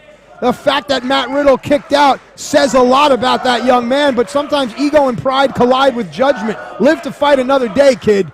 More so, you've been talking all night about the evolution of these, evolution of these athletes, able to withstand the punishment of a pile driver, of a DDT, and get back up. Absolutely. Matt Riddle may very well be the future of our sport, but right now, the chicken wing. We've poked fun at the 80s, but this is a time-honored submission. Oh, not yet. No chicken. We all want Nando's, Will. Come on. I almost went for the bro to sleep right there. Handspring. Oh, my God. How great is Will Ospreay? Folks, just take a second to appreciate what we're seeing here. They don't make it like this. 1, for the 2. first time. No. I don't know about you, but I love pro wrestling, man. Hashtag I love pro wrestling. And of course, how could we go without mentioning hashtag Pro Wrestling World Cup? See While what I you're did? watching. That's called the setup, what I did for you there. You set it up, I knocked it down. Been having a good time all night. What a way to end it here. First time ever, triple threat match in a WCPW ring.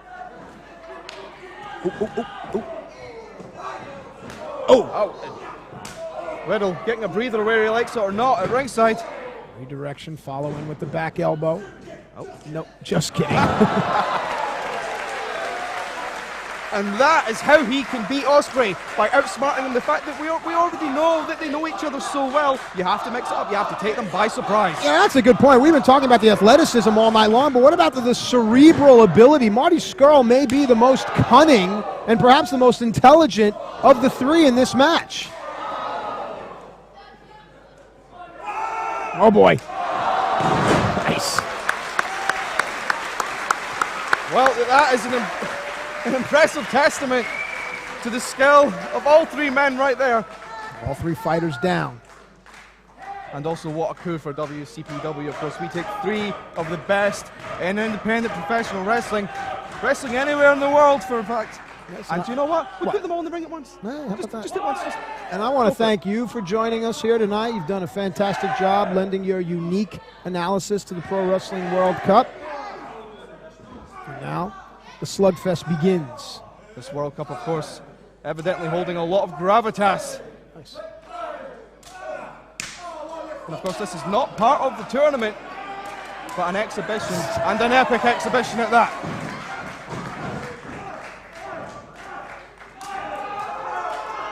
And for anyone just flipping through the channels or just scrolling through YouTube, this is pro wrestling. This is what it should be. This is WhatCulture Pro Wrestling. And this is why you haven't kept scrolling. This is why you're still here. X out of those unsavory sites that you've been perusing.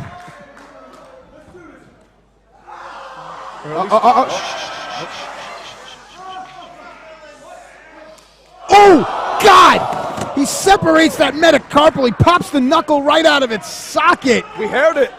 We heard it snapping almost. But nice. Went for the bro to sleep again. No, don't break the toe. Oh! And this is why he's the villain. Oh, the villain of the piece. Broken toe never heals. No. Hang on a second. Cheeky Nando's kick. Villain thought he was doing the right thing. Holding a bucket for Riddle as well. Cover close to the ropes. Come on. Matt Riddle using his strength to kick out, perhaps a sign that he wasn't aware of the ropes, maybe ring awareness goes as fatigue sets in. How amazing is Will Ospreay? Huh? There's no sign of fatigue setting in Will Ospreay, I have to say that. And he's only like, what, 23 years old, something like that? Oh wow. Else cutter got caught. Here we go. Tombstone, bro. A jumping tombstone nonetheless. Cover, leg hooked. But B, camera didn't see it, but B pulled on the referee's foot. Oh man, please Tombstone B, please. B row. And some would say that B is responsible for Will's advancement in the World Cup tournament. I would like to see B Priestley banned from ringside in matches of a certain magnitude. Well, it may be for her own good, because right now, on her birthday no less, She's in a umbrella, very awkward situation. You know right how now. Marty feels about people using his umbrella. Seems to be a theme these days. Night at the Roxbury for B. Oh! Oh, happy birthday, baby! It's the candles you're supposed to take out, not her. Let's Riddle have Bro to sleep on the floor. And back into the smartly. ring. Oh, referee didn't see that. Referee was with Will. Marty Scurll taking Marty. advantage. Chicken wing. Chicken wing. Is he going to get the submission here? Is he going to get it? Pulling on it. This could be it. He got him. Ospreay taps. Scurll victorious. Oh, the irony. What a main event. That Riddle is Ladies and gentlemen, here is your winner as a result of a submission, the villain, Marty Scurll! Riddle's the MMA guy, but it was Scurll that got the victory with a submission, with a tap out. Congratulations to Marty Scurll. What a statement. Yeah, those cunning, underhanded, nasty tactics of Marty Scurll are what gets this man the victory. Your final Ladies and analysis, buddy. gentlemen, you know, all I can say is thank you. Thank you for taking the time to check out the Scottish flag of the Pro Wrestling World Cup. We'll see you. Good night, everybody.